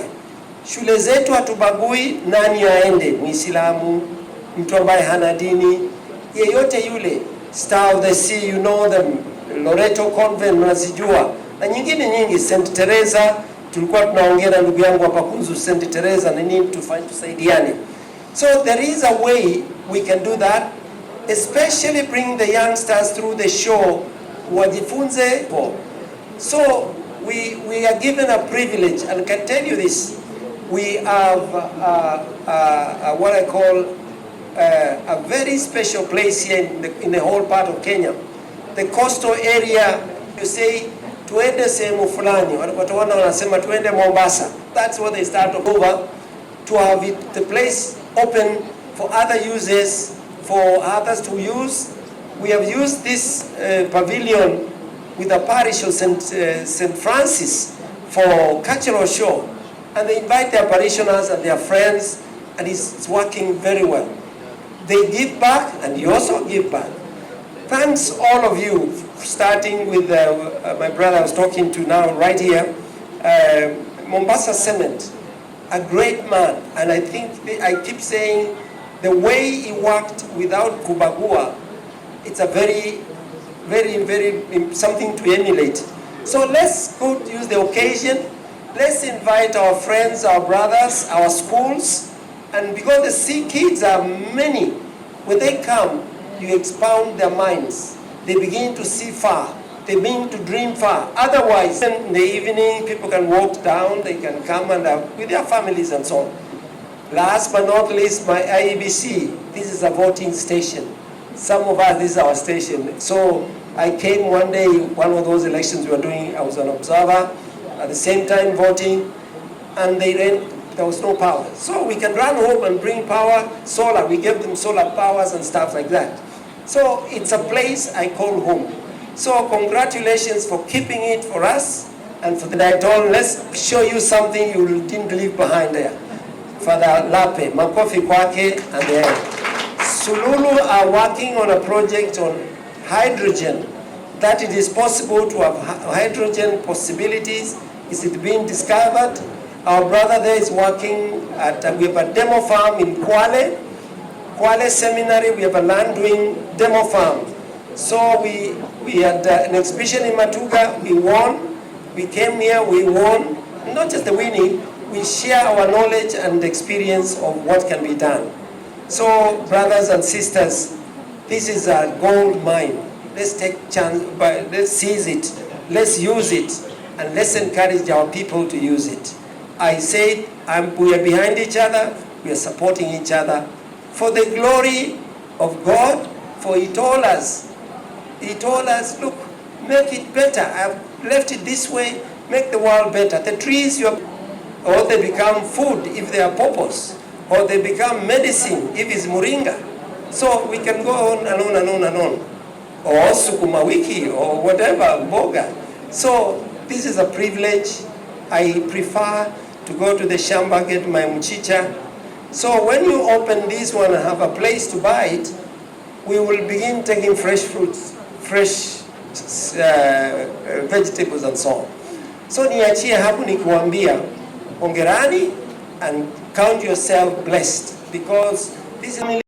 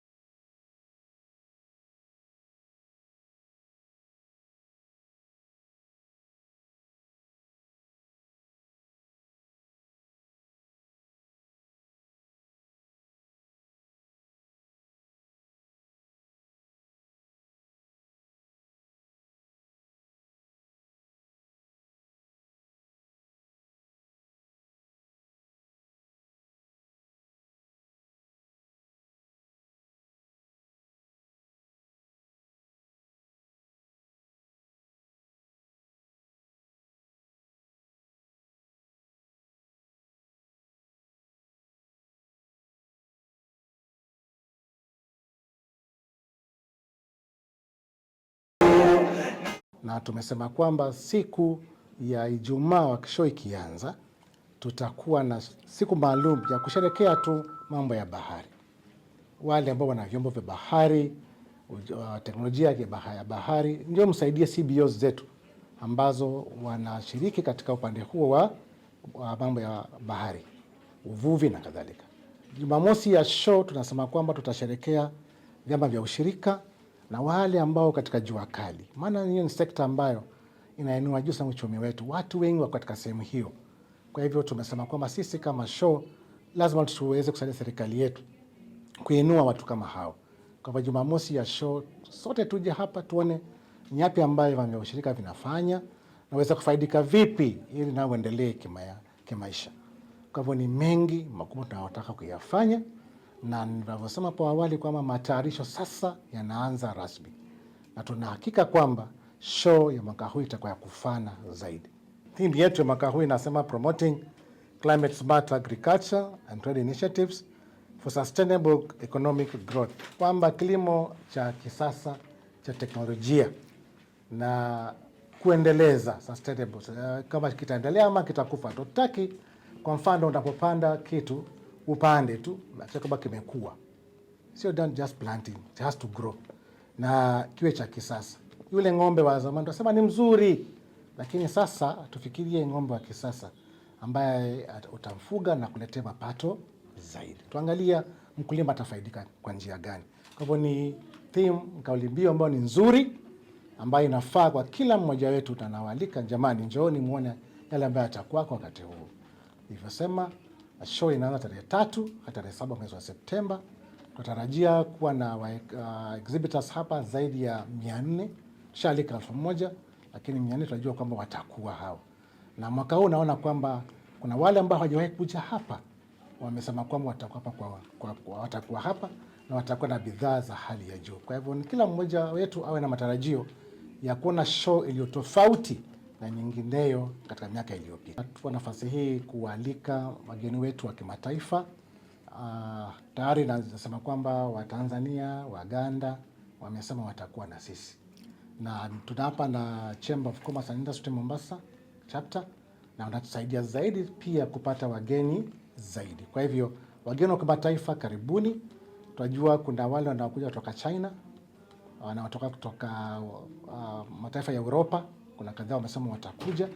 Kwa hivyo sisi tunasema kwamba tuko tayari kuwa host hapa. Kujeni na msiwe na hofu kwamba itakuwaje. Itakuwa sawa, kosa uchekwe.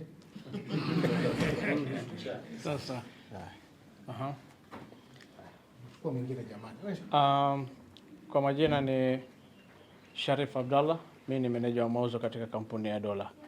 Initially ama hapo awali tumekuwa tukishiriki katika agriculture show ya Mombasa kama Kitui Flamis. Lakini kwa sasa tunashukuru kampuni imekuwa kubwa. Sasa tuko na mwavuli unaitwa Dola Group ambayo chini yake kuna kampuni kadhaa.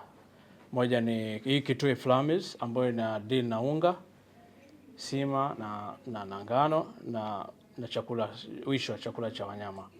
Vile vile tuko na Eldoret Grain Millers na tuko na Rafiki Millers, na just recently hivi karibuni pia tumefungua VIL ambayo ni Vipingo Industries ambayo hiyo ina deal inahusiana na cooking fat, mafuta ya kupikia, samli ya kupikia na zile bar soap, sabuni. Na hivi karibuni pia tumefungua kampuni mpya ya majani ya chai ya Dola. Still Dola pia tuko na majani ya chai. So sisi kama washiriki wakuu ama wadhamini wakuu wa show ya mwaka huu pia tumeshukuru sana chini ya uchairman ama wenyekiti wa Mr. Nyaga. Tumeshiriki kwa pakubwa, yani mbali na kwamba is a win-win situation, sisi pia tuna ile kitu tunaita giving back to community. Kuna mambo ya racing ya baiskeli, kuna mambo ya tumeingia kwa hapo kudhamini, kuna mambo ya kuongeza vibanda huko vile vilikuwa vinaonekana hali ya zamani, tumejaribu kuvileta katika usasa, mambo ya kileo. Hata kibanda chetu pia nowadays iko kidogo digital. You can shop right from your at your home. Yani just by you have a smartphone, unaingia kwa app ya Dola, unaagiza bidhaa yote ya Dola na itakufikia. Na tutajaribu mwisho kumalizia ni kwamba tarehe 3 Septemba mwaka huu tutakuwa kama wengine tutashiriki na tutakuwa na bei sio kawaida. Bei ina affordable, bei ya chini kabisa. Bei tutachukisha, tutaweka discount kubwa kwa bidhaa zote za Dola. Lakini kwa sharti ni uje uingie show. Hatuuzi nje ya show, tunauza ndani ya show. Uingie ndani ya show utapata bidhaa kwa bei rahisi na discount kubwa. Na tunashukuru sana. Thank you. God bless you. Kwanza nichukue nafasi hii nipongeze wa Mombasa kwa ujumla. Jana tuliona hali zilizokuwa mbali sehemu fulani kwetu walao afueni, na tunapenda kwanza kuwapongeza wapwani kwa ule uwiano ambao tunaupenda sana katika jiji la Mombasa na katika coast kwa ujumla. Japo kuna changamoto ni nyingi, lakini tunatafuta njia tofauti za kushirikiana. Katika show sisi huwa pia na vibanda. CICC ni kikundi kimoja ambao tunahusiana madhehebu mbalimbali, interfaith, interreligious, na tunajaribu pia kuongelea hali ya kitu muhimu sana kikosekana uchumi hauwezi kuendelea, ambao ni amani, uwiano, upendo. Na nyakati kama hizi kuna chochezi nyingi ambazo zinaweza kufanya tuanze watu kupora mali, kufanya nini. Inasemekana kwamba biashara haiwezi kuendelea kama hakuna haki na hakuna usawa na hakuna hali ambayo ni kwamba tunatambua mali za watu ni za kuheshimika. Kwamba vijana msije mkasema nitaenda kupora. Hii ni nafasi ya kusema sisi tujishikilie na tusaidie, tupate njia mwafaka za kujisaidia. Kwa mfano, ninawapa mfano mdogo tu. Nilienda nchi fulani inaitwa ya Hawaii.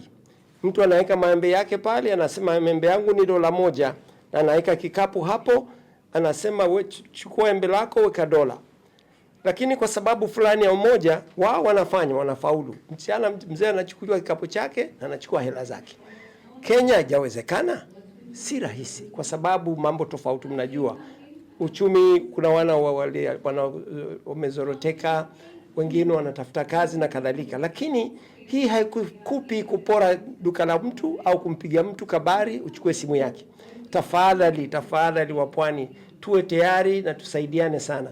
Tuna mashule yatapitia, mengi ni yetu ya makanisa na madhehebu mbalimbali. Tunawafundisha nidhamu kwamba hata ukiona cha mtu muulize, je, umeangusha shilingi bwana? Hii ni yako. Hiyo ndio njia tunaitamani. Kadhalika tunaombea hali zetu ambao tunazijua. Tunashukuru ushirikiano tulio nao katika nafasi mbalimbali, na kwa ujumla tuhimize huu upwani ulioanzwa zamani na ndugu zetu wa zamani waliokuwa Waportugizi wakaja wakakaa, wakaja Waarabu wakaja wakakaa, wengine tumekuwa wapwani, tumekutoka bara tumekaa, kwamba ni nchi ya mtangamano mzuri sana. Mungu abariki kazi za wanashow, na hasa mwenyekiti na timu yake kubwa, na wale wote mnaoegeza kipindi hiki. Mimi jina langu ni Askofu Mkuu Martin Kivuva Musonde, ndiye askofu mkuu wa kanisa Katoliki katika mkoa wa Pwani ambao na kaunti 4: Taita Taveta, Kwale, Mombasa na Kilifi. Na tunalenga mikoa hii kuletea watu maendeleo ya mafunzo ya kilimo. Kwa hivyo tunao kibanda cha kuonyesha kilimo mamboleo, na pia kushirikiana na washikadau mbalimbali wanaoendelea na mambo ya solar ama e-mobility. Haya tunajaribu kuhimiza vijana wapate ajira. Kwa wote ambao tunahusika, napenda tushukuru wale wanao give back, and I'm very proud most of you give people for supporting those who are underprivileged, na tunawajua kwa sababu tunaishi nao.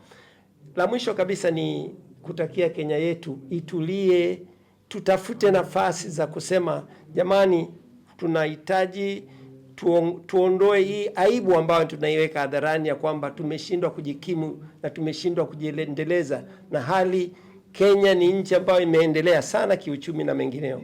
Asanteni wanahabari pia kwa kuwa katika mstari wa mbele, na poleni walioumia.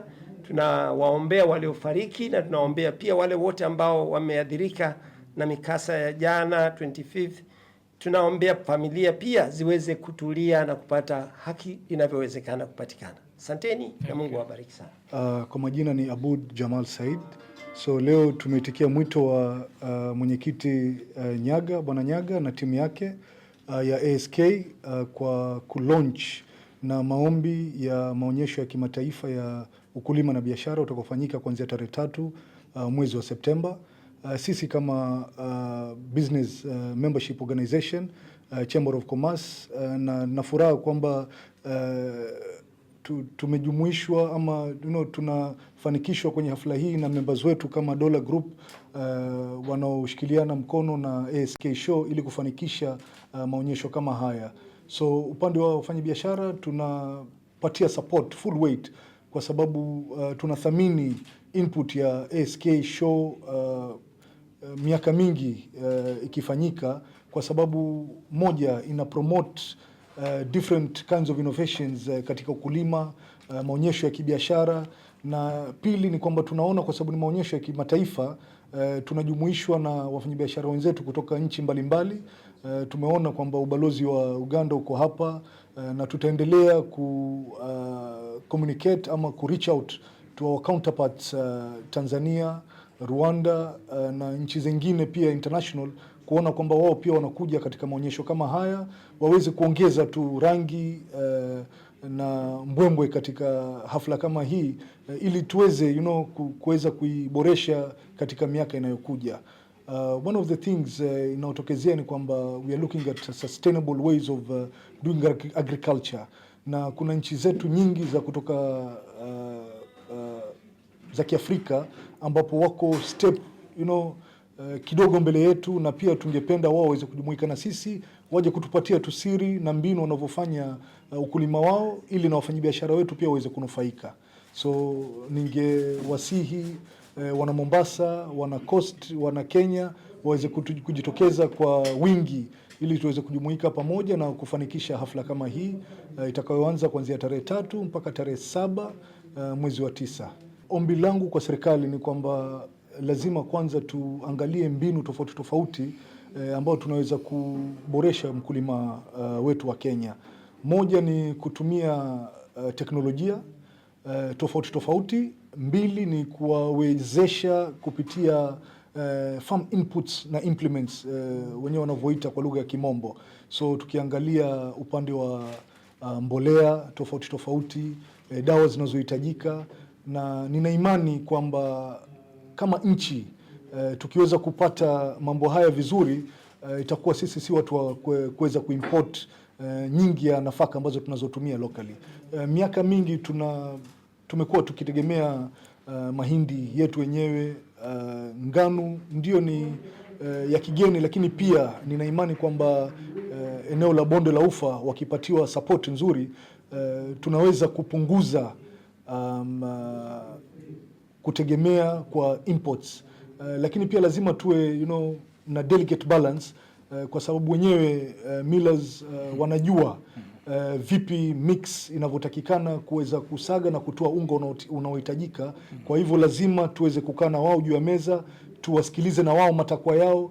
Je, mbegu wanazozitaka zinapatikana huku kwetu? Tunaweza kuzikuza na itachukua miaka mingapi? So lazima kuwe na maongezi na mazungumzo kati ya wawekezaji kama hawa, serikali yetu na wakulima, kuona vipi tutakavyopata delicate balance ya kuweza kusupport uchumi wetu in the long run. Mombasa show, oh yeah.